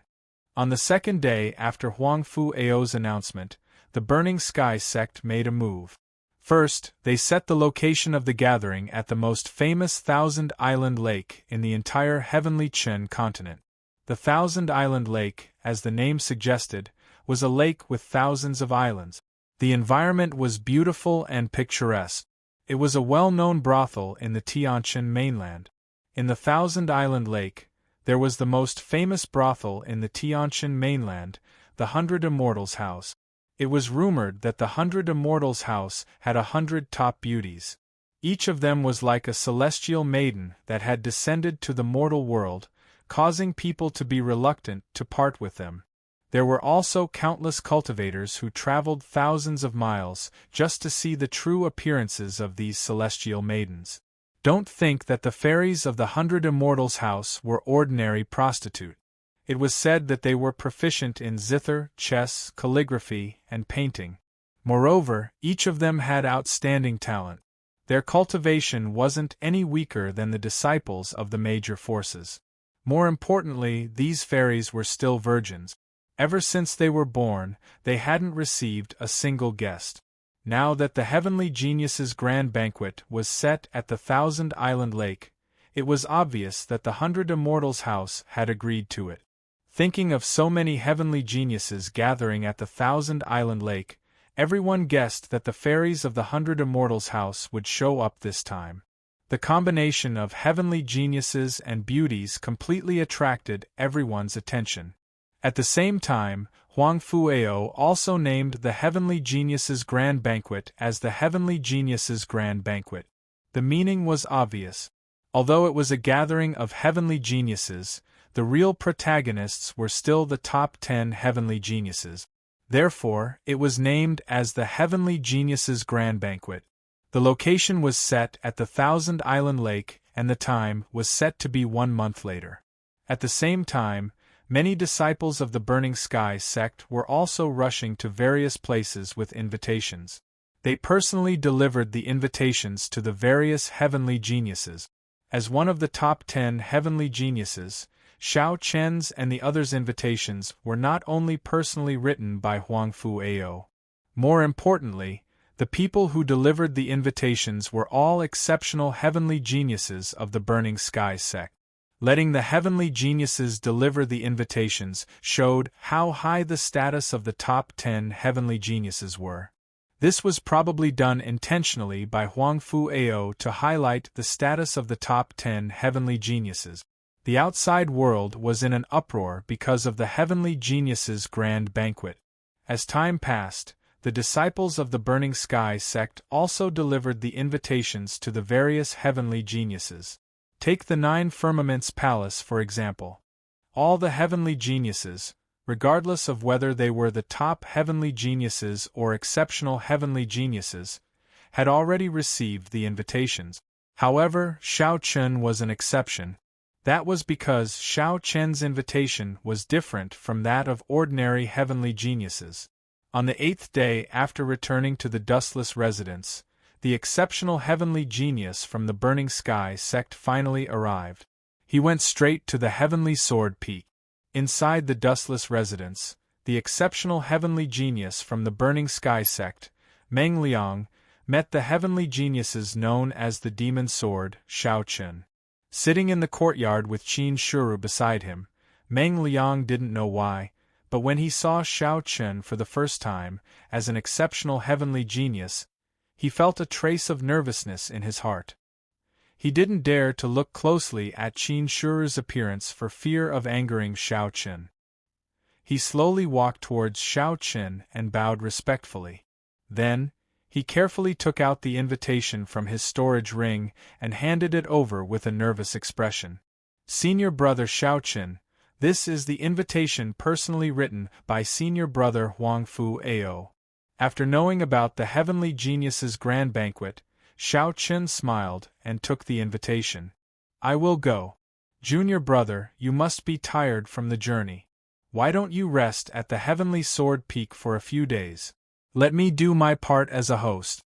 With that, Xiao Chen called Qin Luo over and asked her to call Mo Jie over. Soon, Mo Jie hurried over to the dustless residence. Seeing this, Xiao Chen smiled and said, This is Junior Brother Meng Liang from the Burning Sky sect. Mo Jie, bring Junior Brother Meng Liang around the Heavenly Sword Peak for the next few days and have some fun. Yes. Mo Jie nodded in response when he heard Xiao Chen's words. Thank you, Senior Brother Xiao Chen. Meng Liang also thanked him. After letting Mo Jie entertain Meng Liang and the two of them left, Xiao Chen opened the invitation and casually glanced at it. A faint smile appeared on his face as he said, This Huangfu Ao is really interesting. What's wrong? Qin Shuero asked curiously when she saw Xiao Chen's smile and wondered what was written on the invitation. Take a look for yourself. Xiao Chen handed the invitation to Qin Shuru and gestured for her to take a look. Please add recommend reward. Chapter 167. Blessed by the heavens, geniuses come forth in large numbers and monsters run amok. Geniuses from all over the world compete for supremacy. However, the 10 great geniuses came out of nowhere and suppressed the geniuses beneath their feet. Today, the 10 great geniuses have broken through their shackles and stepped into the enlightened Earth realm. Therefore, from today onwards, the geniuses will not be able to fight against them. Huangfu Ao threw out a brick to attract more jade by holding the first Heavenly Stellar Geniuses gathering. However, after thinking for a long time, he felt that there was a flaw in this perfect situation. Geniuses come forth in large numbers and we, the great geniuses, are naturally above the geniuses. Therefore, why can't we take in the geniuses as our followers to increase our strength in the future? The geniuses are our followers and the great geniuses are our masters. As for the number of followers, it will naturally depend on the strength of each king. Thousand Island Lake, the battle for the great geniuses. The choice of followers is awaiting the arrival of the demon sword. Huang Fu Ao pays his respect. There wasn't much nonsense. However, the main purpose of the Heavenly Stellar Geniuses gathering was clearly stated on the invitation. It was for the 10 great geniuses to choose their followers. In other words, it was for the geniuses to choose their masters. After reading the contents of the invitation, Qin Shuru smiled and said, "Ruling over the geniuses of the world. This Huang Fu Ao is very ambitious. He actually treats the geniuses as his followers." Followers were simply followers. It didn't have much to do with the forces they belonged to. For example, Shao Qin was from Nine Cloud Palace. However, if there was a disciple from Dan Valley or Burning Sky sect who admired Shao Qin, they could easily become his followers. In other words, they were followers of Shao Qin. It wouldn't affect anything. Huang Fu Ao wanted to use the Heavenly Stellar Geniuses gathering to determine the followers of the 10 great geniuses. Clearly, he wanted to turn this era into the era of the 10 great geniuses. As for the geniuses, they didn't even have the qualifications to be supporting characters.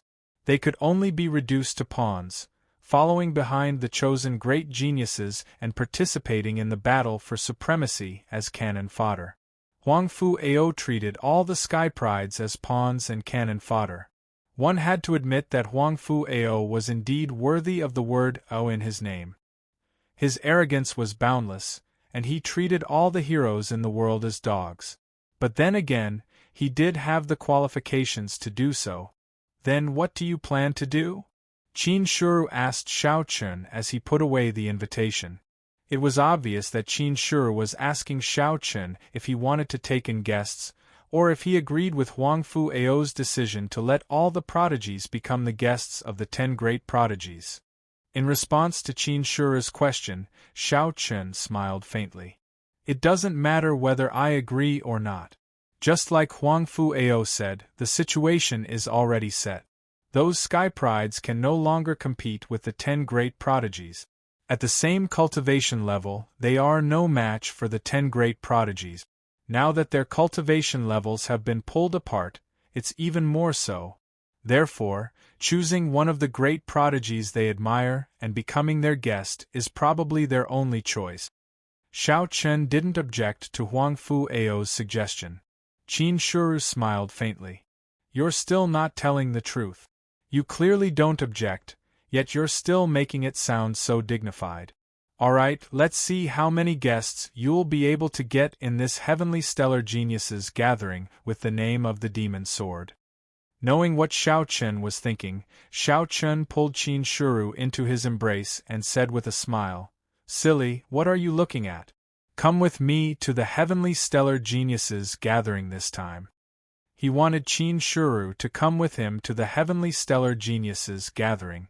Qin Shuru was overjoyed when he heard that, but then he said hesitantly, "This is a gathering of the prodigies, and it's also the first gathering of the 10 great prodigies.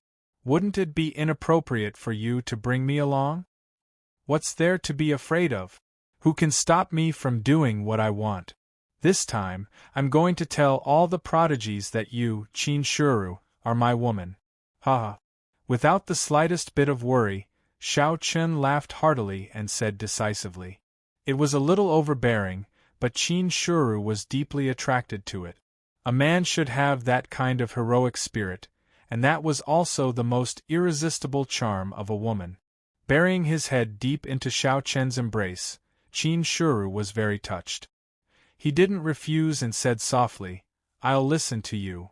He had already decided to bring Qin Shuru to the Heavenly Stellar Geniuses gathering. At the same time, after the date and location of the Heavenly Stellar Geniuses gathering was set, the 100 famous fairies in the Heavenly Stellar Continent in the 100 Immortals' House of the Thousand Island Lake were secretly excited. For a long time, the 100 fairies had never received any guests. This time, they were indeed special existences, participating in the heavenly stellar geniuses gathering. Moreover, they would be able to choose the person they liked among the many prodigies and offer their virginity. They could even become Tao companions and accompany those prodigies for the rest of their lives. This was also allowed by the boss of the 100 Immortals house. Don't think that the boss of the 100 Immortals house was making a loss by doing this. In fact, it wasn't a loss at all. Thinking about it, using a woman to ensnare a prodigy, this was equivalent to increasing the connections of the 100 Immortals house. It could be said that the boss of the 100 Immortals house was very shrewd. Many of the fairies were secretly looking forward to the arrival of the heavenly stellar geniuses gathering. Naturally, ordinary men couldn't enter their eyes. However, prodigies were enough.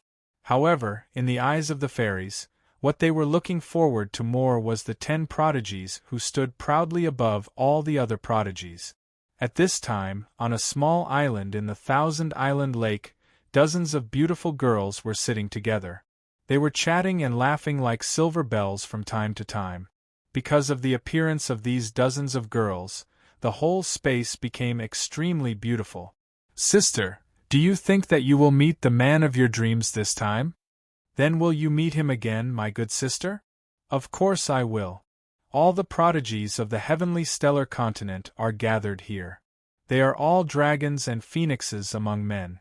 How can ordinary people be compared to them? I believe that I will definitely meet the man of my dreams and wish for the rest of my life." Have you guys forgotten that there are still the 10 great prides above the heavens' prides? In the face of their brilliance, even the peerless heavens' prides would pale in comparison. At that time, I'm afraid that you guys will look down on those peerless heavens' prides and fight over the 10 great prides. That's right, that's right. Sister Dai is right. In front of the 10 prodigies, you guys might look down on those peerless prodigies. Sister Dai is wrong. Although the 10 prodigies are perfect, they are not people that we can covet. They are the targets of Sister Dai. How could we dare to surpass them? The girls covered their mouths and chuckled. When they talked about the 10 prodigies, their faces were filled with helplessness. Because they knew that even though the 10 prodigies were perfect, they were not people that they could covet because they were the targets of Sister Dai. Chapter 168. All the fairies knew that they wouldn't be part of the 10 prides, because that was the target of the 10 glamorous sisters. The 10 glamorous fairies were the most outstanding women in all aspects among the 100 fairies. They were called the 10 glamorous fairies. Their position among the 100 fairies was like the 10 prides among the other heavens' prides. They had absolute strength that surpassed the other fairies. Whether it was appearance, music, chess, calligraphy, painting, or cultivation talent, the 10 glamorous fairies were far superior. Because of this, the 10 prides naturally became the target of the 10 glamorous fairies. Just as the fairies were talking about the heavenly dawn prides gathering, in the depths of the 1,000-island lake, there were 10 small islands that were closely connected. The 10 islands weren't big, and they were very close to each other. The furthest 2 islands were only 4 kilometers away, and the closest one was only a few hundred meters away. On each island there was a beautiful wooden house. Flowers were everywhere on the islands, and the fragrance was pleasant. These 10 islands were where the legendary 10 glamorous fairies lived. Other than the people of the 100 Immortals house, it was said that no one had seen the 10 glamorous fairies' true appearance. Currently, on the 10 islands, the 10 glamorous fairies were doing their own things. Behind them, there were 2 maids. Although they were doing different things, the 10 glamorous fairies were also thinking about the upcoming Heavenly Dawn Prides gathering. However, their target wasn't the top heavens prides or heavens prides, but the 10 prides. "Sister, who do you like the most among the 10 prides?" One of the maids behind the 10 glamorous fairies asked softly as she tended to the plants. Hearing the maidservant's question, the beautiful woman with a veil on her face who was walking at the front smiled and said, "Of the top 10 geniuses, Snow Fairy Oyang Roshua is a woman and is not in consideration. As for the other 9, I am most interested in Xiao Chen and Guduya." One of the 10 glamorous fairies was most interested in Xiaochen and Guduwu. As for the other 10 glamorous fairies, they already had their own target. Other than Ouyang Roshua, the other 9 had more or less won the hearts of the 10 glamorous fairies. However, what no one expected was that Xiaochen actually won the hearts of 5 of the 10 glamorous girls. With such a high ratio, even Guduwu admitted defeat. It could be seen how great Xiaochen's charm was. As for why Xiaochen was able to win the hearts of as many as 10 glamorous fairies, you'll understand after listening to the following. His name is Xiaochen, and his nickname is Demon Sword. He rose to prominence in the Eastern Sun region. The moment he appeared, he was like a hidden dragon emerging from the abyss. He was unstoppable. He suppressed the 4 great hidden dragons and the 4 great leaders of the Eastern Sun region with his sword. After that, he suppressed the 4 great geniuses in the 100 Spirits graveyard and obtained the title of King of Geniuses. He disappeared for several months. After some investigation, it was suspected that he had made his way through the All-Beast mountain range. After arriving in the divine region of the Midlands, he joined 9 Firmaments Palace's Heavenly Sword Peak. He is now 9 Firmaments Palace's only King of Prides. 1 month ago, he joined forces with Shwe Woodwood in the Green Waves Empire to start the War of Prides. Overall evaluation: a monster of the sword. His white robe flutters in the wind. His appearance is valiant and his temperament is otherworldly. An outstanding talent of the present age. That was the 100 Immortals Tower's evaluation of Xiaochen. Of course, it wasn't just Xiaochen. The other 10 great geniuses also had their own evaluations. Everything that had happened since their birth was recorded in a concise and comprehensive manner. Furthermore, the 100 Immortals Tower's Tower Lord also gave a comprehensive evaluation. This was also to allow the 10 glamorous fairies to better understand the 10 great geniuses. Through the brief introduction, the 10 glamorous fairies all developed a strong interest in Xiaochen. It was hard to say who was the strongest among the 10 great geniuses. Up until now, there had never been a clear victor between the 10 great geniuses. However, if they were to talk about who had the most charisma among the 10 great geniuses, it would undoubtedly be Xiaochen, followed by Guduwu and then Huangfuao. Of course, everything was based on the brief introduction. As for the 10 glamorous fairies' true choice, they would probably have to wait until the Heavenly Stellar Geniuses gathering to determine it. Since they could become the 10 great geniuses, none of them were ordinary characters. Any great geniuses would definitely attract women. Take Mu He for example. It was believed that any woman who came into contact with him would involuntarily fall in love with him. This was the charm of a great geniuses. Unaware that the 100 Immortals Tower had already begun secretly anticipating the Heavenly Stellar Geniuses gathering, Xiaochen was still diligently cultivating in 9 Firmaments Palace. There was still some time before the Heavenly Stellar Geniuses gathering, so Xiaochen wasn't in a hurry. After successfully breaking through to the Earth Mirror Realm, Xiaochen placed the focus of his cultivation on the Tai Yi Sword Finger. Back when he was still at the Profound Yuan Great Circle, he was unable to cultivate the Tai Yi Sword Finger. However, now that he had broken through to the Earth Mirror Realm, his spiritual energy had been greatly enhanced.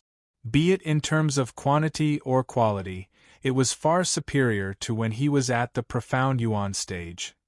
Thus, the current Xiaochen had met the requirements to cultivate the Tai Yi Sword Finger. As the Tai Yi Sword Finger was comparable to a high-grade Earth-tier martial skill, it was naturally very difficult to cultivate. Thus, even after several days of arduous cultivation, Xiaochen was still unable to successfully cultivate it.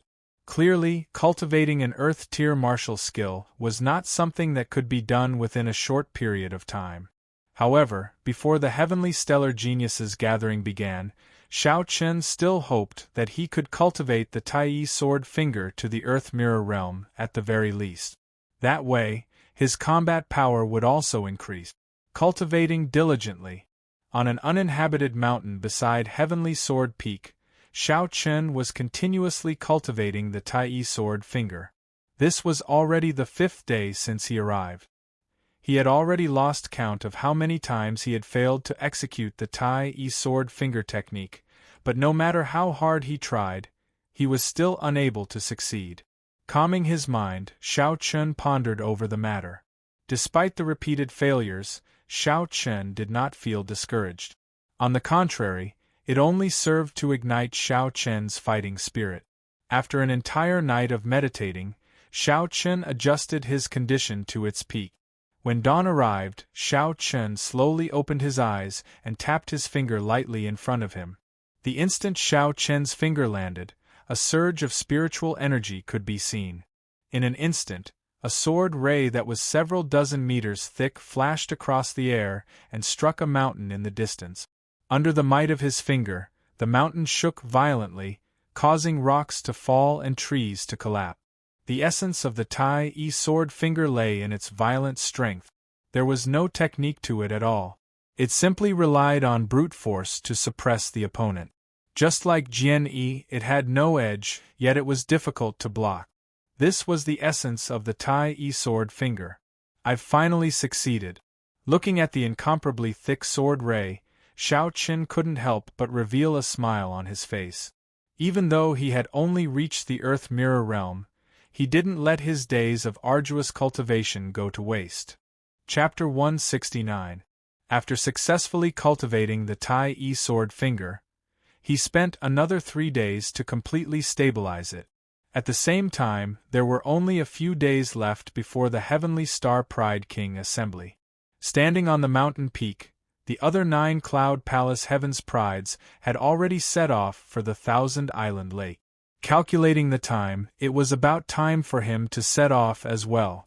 After leaving the uninhabited mountain peak and returning to the dustless residence, Shao Chen told Qin Shuru that he would set off for the Thousand Island Lake tomorrow.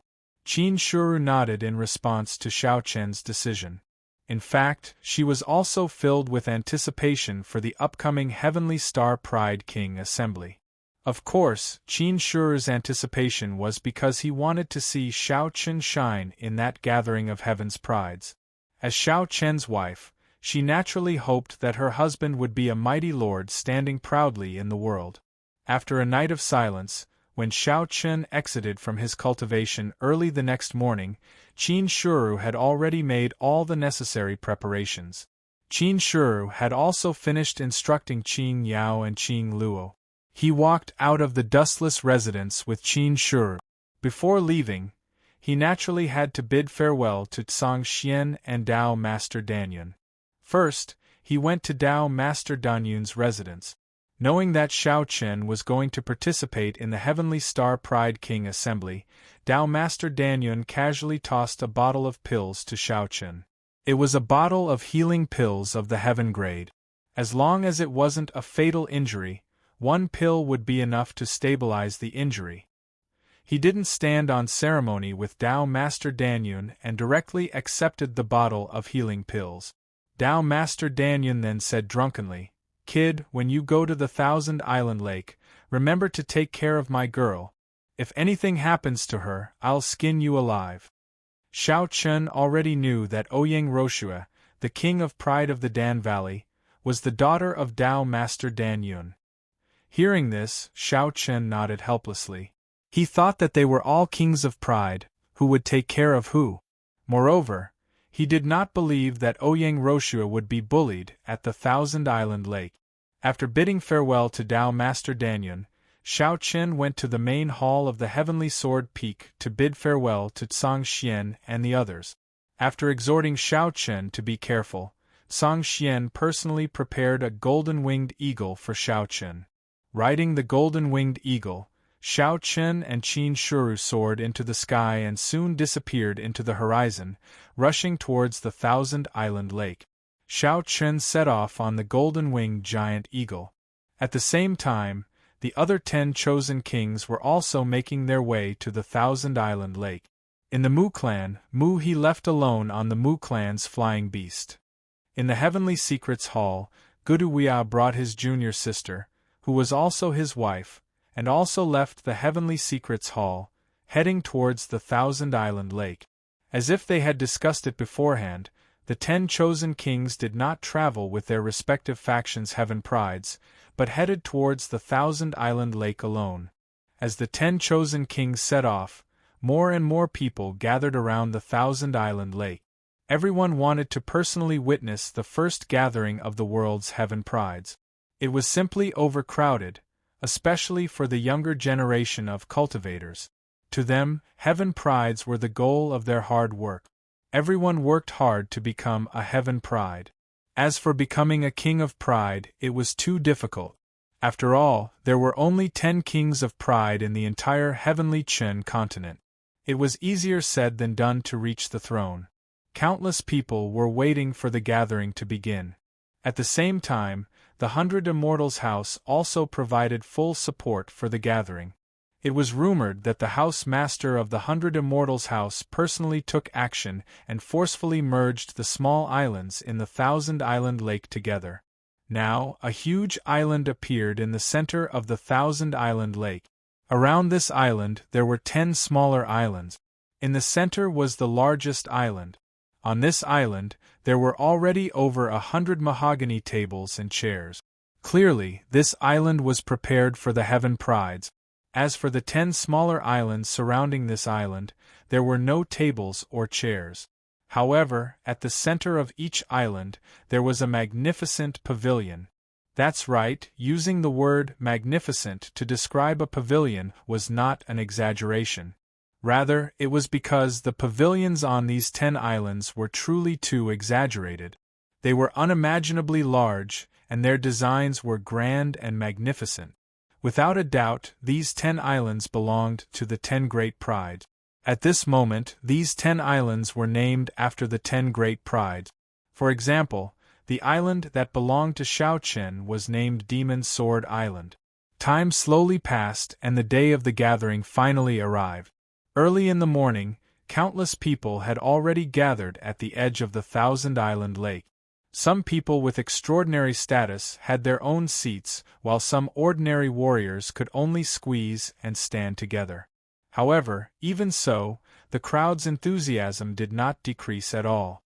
Everyone was looking forward to the arrival of the various heaven prides. Soon, flying demonic beasts flew over from the horizon. One by one, the heaven prides finally appeared. Everything seemed to have been rehearsed.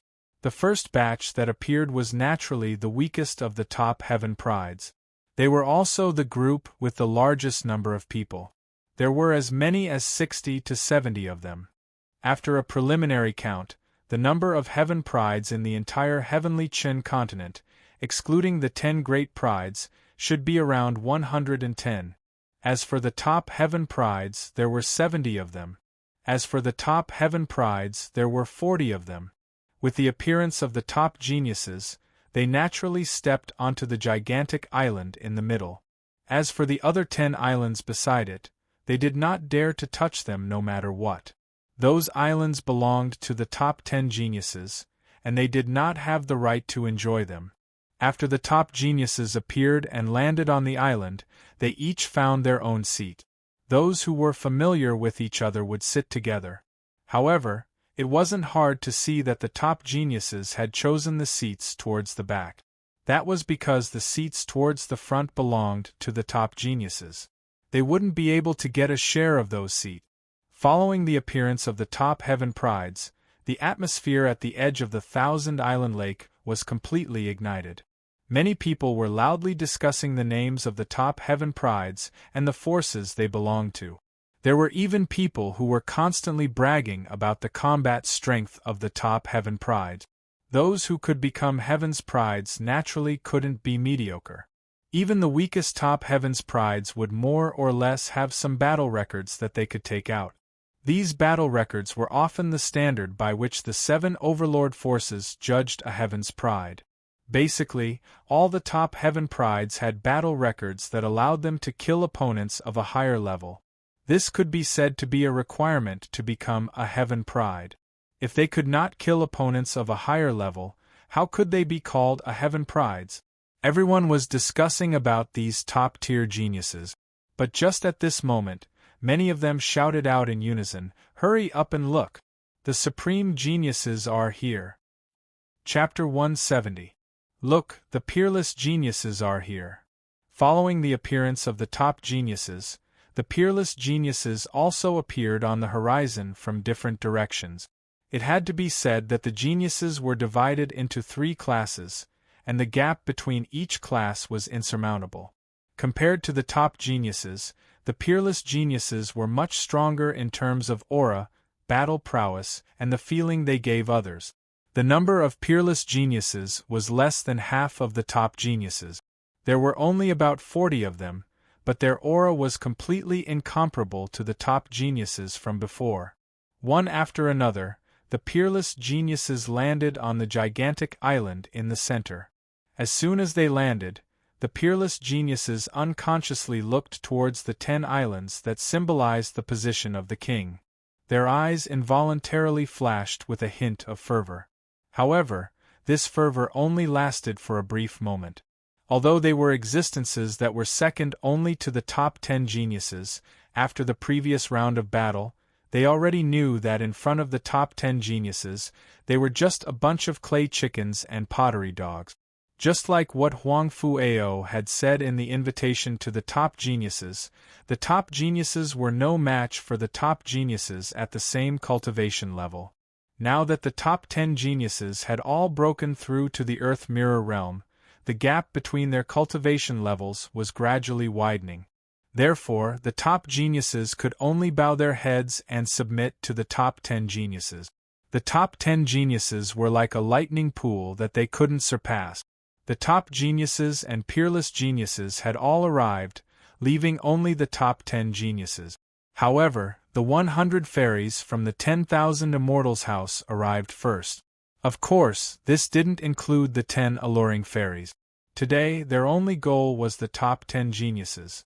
If the top 10 geniuses didn't show up, they naturally wouldn't show up either. One after another, emerald green skylarks carried the celestial maidens to the most important island. As the celestial maidens appeared, the people on the shore were all dumbfounded. They shook their heads and sighed in amazement.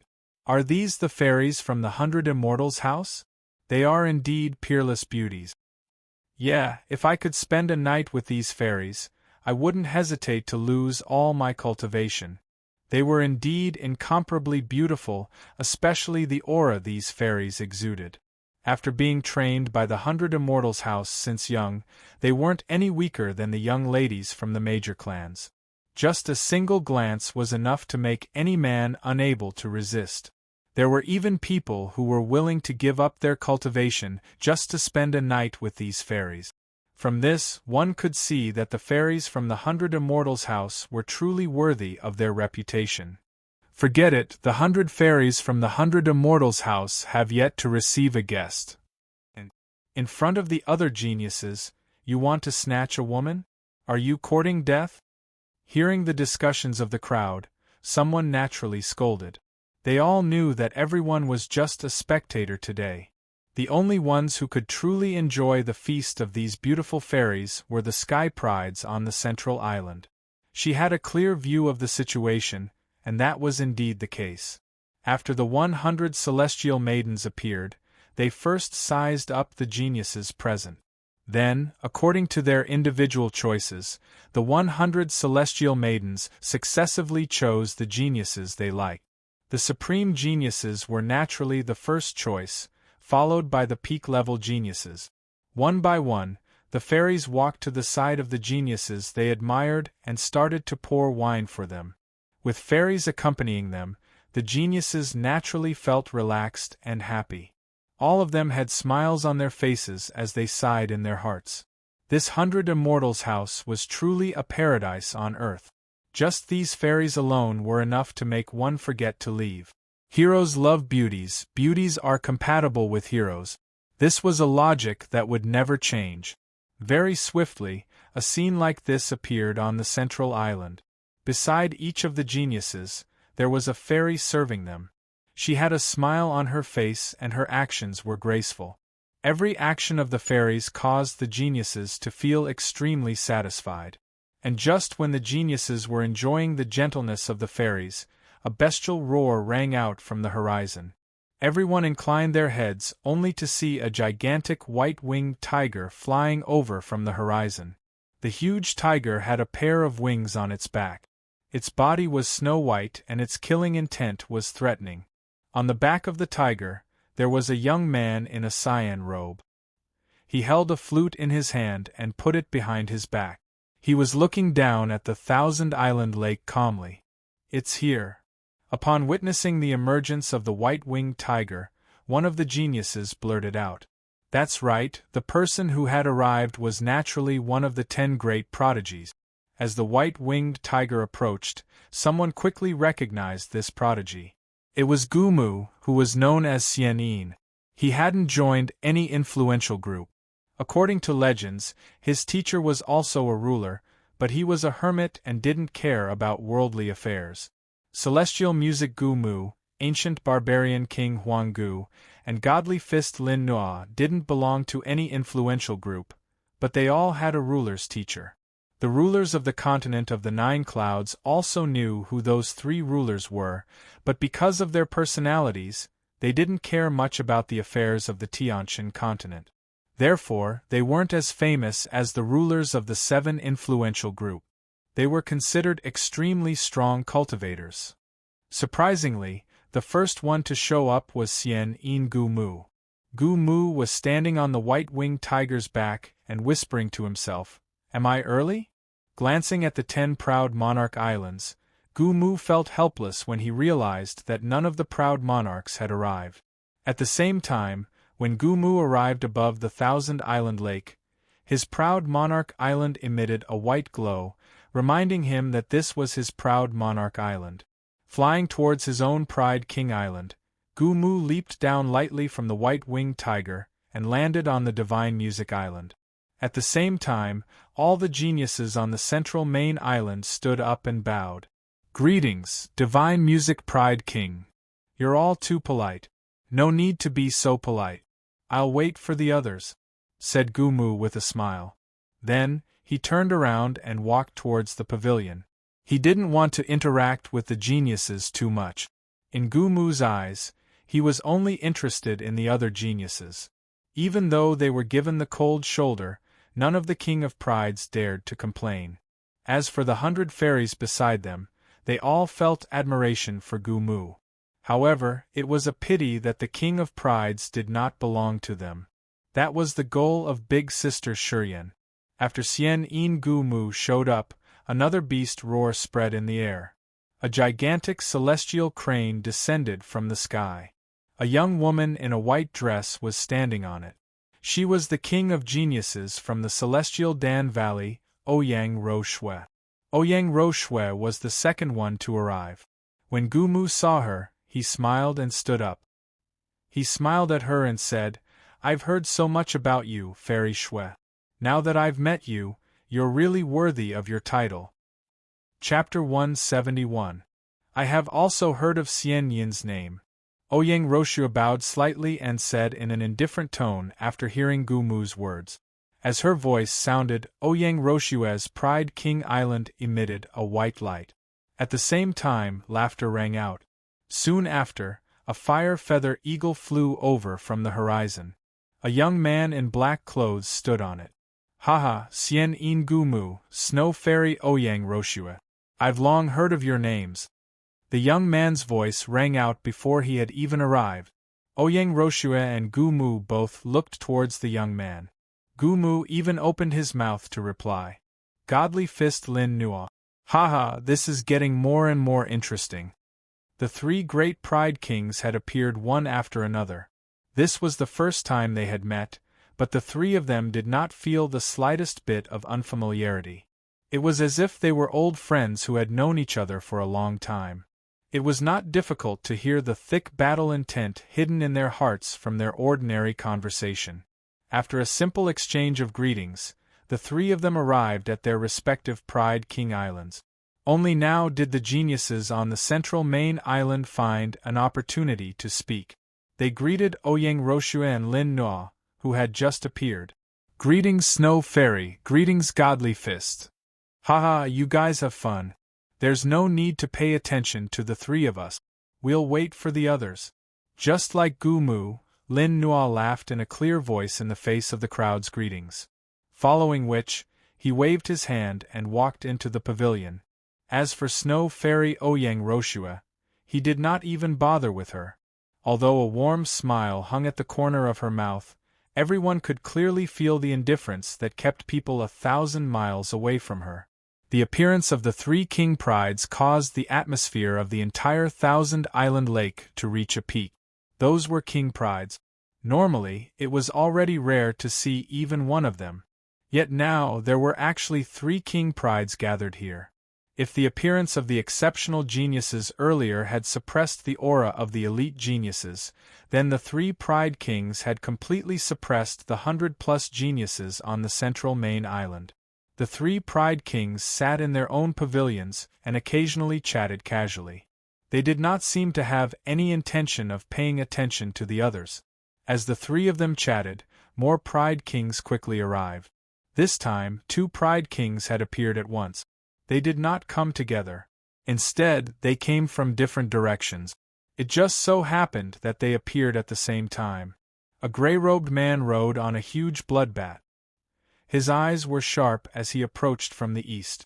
This person was none other than the evil, arrogant King of Mist from the Divine Talisman School, who was known as the Heavenly Thunder. In the south, there were 2 figures standing on a pitch-black goose. It was a man and a woman. The man wore a purple long gown. There was a faint smile on his face as he spoke without restraint. "TSK, TSK, the fairies of the 100 Immortals House are indeed worthy of their reputation. All of them are so pretty." The young man praised the beauty of the fairies from the 100 Immortals Tower. But as the sound of his voice faded, the young woman beside him grabbed his ear and spoke with a smile that was not a smile. "What did you say earlier? I didn't hear it clearly. Say it again." "No, I didn't say anything. I said that Madame's appearance today is truly captivating." The young man smiled apologetically after being questioned by the young woman. Looking at the frightened expression on the young man's face, he did not look like a pride king at all. However, the young man was indeed a pride king. He came from the 10,000 weapon pavilion. His name was Li Hua and his name was Feng Lingye. The young woman beside him was his betrothed wife, Su Jin. In the 10,000 weapon pavilion, Feng Lingye was definitely a weirdo. He clearly had the strength of a pride king and was also very handsome. However, he was extremely afraid of Su Jin. He was definitely a henpecked husband. In front of Su Jin, Feng Lingye did not have the slightest bit of temper. After hearing Feng Lingye's reply, Su Jin released her hand in satisfaction. At the same time, Lan Xiao also arrived in front of the 2 and looked at Feng Lingye with a smile. "I've long heard that Li Hua Pride King has a beautiful wife. Seeing you today has truly broadened my horizons. If Heavenly Lightning Pride King is envious, then go find one yourself. With Heavenly Lightning Pride King's status, who knows how many women would throw themselves into his arms with just a curl of his finger." After hearing Lan Xiao's words, Feng Lingye smiled and replied. After exchanging some pleasantries, Feng Lingye chatted with Gu Mu and the other 2 who had arrived first. Then, the 2 of them arrived at their own Pride King Island. 5 King of Prides had already arrived. Following the arrival of each King of Prides, the hearts of everyone around the 1,000-island lake were stirred. Furthermore, the aura of each King of Prides caused the crowd to sigh with emotion. Dragons and phoenixes amongst men. This was the true definition of a dragon and phoenix amongst men. Their auras were not something that ordinary King of Prides could compare with. After Lan Xiao and Feng Lingye appeared, Xuemu He, Barbarian King Huanggu, Burning Spear Huangfueo, and Immortal Sword Guduwia also arrived one after another. Like Feng Lingye, Guduwia also arrived with his wife. His wife's name was Enran, and she was Guduwia's junior sister. She looked extremely pure and was a rare beauty. Her appearance was comparable to the 100 fairies of the 100 Immortals' house. 9 of the 10 Pride Kings had already arrived. As such, only Demon Sword Xiao Chen had yet to arrive.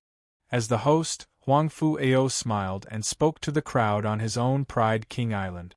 Now we are only waiting for Brother Xiao Chen's arrival. Then, we can say that the 10 Pride Kings have gathered for the first time. It is my honor to be able to meet all of you today. Once Xiao Chen arrived, the 10 Pride Kings would gather for the first time. As soon as Huang Fu Ao finished speaking, Gudu Wuya, who was drinking fine wine, suddenly looked up at the sky and smiled faintly. He's here. He sensed Xiao Chen's aura. As expected, a majestic golden-winged great rock with golden wings appeared before everyone's eyes. Xiao Chen and Qin Shuru stood side by side on top of it. As usual, they were dressed in decent white robes that were not tainted by a speck of dust. They perfectly complemented Xiao Chen's otherworldly aura. Qin Shuru couldn't help but feel a little nervous when he saw the countless figures gathered around the Thousand-Island Lake. As if sensing Qin Shuru's nervousness, Xiao Chen gently grasped his little hand and smiled at him. Relax, it'll be fine. Qin Shuru smiled when he heard Xiao Chen's words. In turn, he grasped Xiao Chen's hand tightly. As long as Xiao Chen was by his side, Qin Shuru wasn't afraid at all. They flew all the way to the Thousand-Island Lake. As Xiao Chen appeared, the 10 Pride Kings were finally gathered. At the same time, Huang Fu Ao spoke first. Brother Xiao Chen, you're late. You'll have to punish yourself with 3 cups of wine later. Please add recommend reward. Chapter 172. As the last King of Prides to arrive, Xiao Chen smiled when he heard Huang Fu Ao's words. Haha, of course. Xiao Chen is late, so I must drink 3 cups as an apology. This was the first time the 10 Kings of Prides had gathered together, so they didn't show any obvious hostility. Of course, there wasn't any hostility between them. At most, they were competing against each other. In the process of competition, the 10 Kings of Prides appreciated each other because they were the only ones of the younger generation in the heavenly Chen continent who had common topics to talk about. The others were too weak. After some small talk, Xiao Chen held Qin Shuru's hand and leaped off the golden-winged great eagle. They landed on their own King of Pride's Island. As Xiao Chen stepped onto his own King of Pride's Island, the Sky Prides on the central island bowed once again. Greetings, King of Prides with the demonic sword. Xiao Chen smiled and nodded at the Sky Pride's greetings. He then led Qin Shuru into the pavilion. With the 10 Kings of Prides all present, it meant that the first Heavenly Chen King of Prides gathering had officially begun. At the same time, the 10 amorous fairies, who hadn't made an appearance until now, slowly flew over from the depths of the Thousand-Island Lake on a flying boat pulled by 12 skylarks. The flying boat soared through the sky with the 10 amorous fairies riding on it. With the appearance of the 10 glamorous fairies, everyone's eyes were fixed on the flying boat. 10 flawless young ladies were seated on the flying boat. Their appearances could be said to be peerless in the world. Compared to the 10 beauties, the fairy from before was overshadowed. The flying boat slowly approached the Sky Prides. At the same time, the 10 amorous fairies on the flying boat also looked at the 10 Kings of Pride. Sisters, who do you like? Do you want a share? One of the 10 amorous fairies looked at the other girls and asked with a smile. Her smile was so charming that it accentuated her beauty. Upon hearing this, the other 9-10 glamorous fairies chimed in with smiles. Demon Sword Xiao Chen. Originally, I liked him the most. But since Sister 100 Flowers also likes Xiao Chen, I naturally have to let Sister 100 Flowers have him. I choose Gudu Wuya. Me too. Since Sister Baihua likes Xiao Chen, I'll choose Huang Fu Ao. Okay, then I choose Lin Nua. All the women spoke one after another. Only one person remained silent. She had a smile on her face and her gaze was fixed on Xiao Chen. This woman was the elder sister Baihua that everyone had been talking about. In the 100 Immortals Tower, if one had to say who was the undisputed number 1 beauty, it would undoubtedly be the 100 Flowers Fairy. This was publicly acknowledged by all the fairies. Even among the 10 glamorous fairies, the 100 Flowers Fairy was the undisputed number one in all aspects. Number one in looks, number one in demeanor, number one in zither, chess, calligraphy and painting, number one in cultivation aptitude. Therefore, after the 100 Flowers Fairy chose Xiao Chen, the other 10 glamorous fairies lost their will to compete because even if they wanted to, they couldn't win against the 100 Flowers Fairy. Of course, because Ouyang Roshue was a woman, none of the 10 glamorous fairies chose her. On the other hand, Gudu Wuya won the hearts of 10 glamorous fairies. However, compared to Xiao Chen, Gudu Wuya was clearly not enough. Winning the hearts of the 100 Flowers Fairy surpassed everything. Even if the other 9-10 glamorous fairies all chose Gudu Wuya, it wouldn't be as good as the 100 Flowers Fairy choosing Xiao Chen. Of course, Xiao Chen and the others didn't know about the 10 glamorous fairies' choice. Under everyone's gaze, the airship slowly flew to the center of the main island. At the same time, 10 circular wooden blocks appeared from the airship, spiraling in the air. The wooden blocks weren't large, only 5 meters in diameter. The reason why these wooden blocks could hover in the air was because they were engraved with a formation. In the heavenly Chun continent, these wooden blocks were called flying logs. They could allow people to hover in the air, but their speed was extremely slow and they were very fragile. They could be destroyed with a single hit. Therefore, they were only used for viewing or playing. They weren't of any help to cultivators in battle. One of the 10 glamorous fairies was the first to stand on the flying log. Under everyone's gaze, she began to dance gracefully. At the same time, the flying log slowly flew towards the prideful King Island where the barbarian king remote antiquity was. Clearly, this 10 glamorous fairy had chosen the barbarian king remote antiquity. Her dance was beautiful and moving. It completely displayed the 10 glamorous fairies' charm. Everyone present was stunned.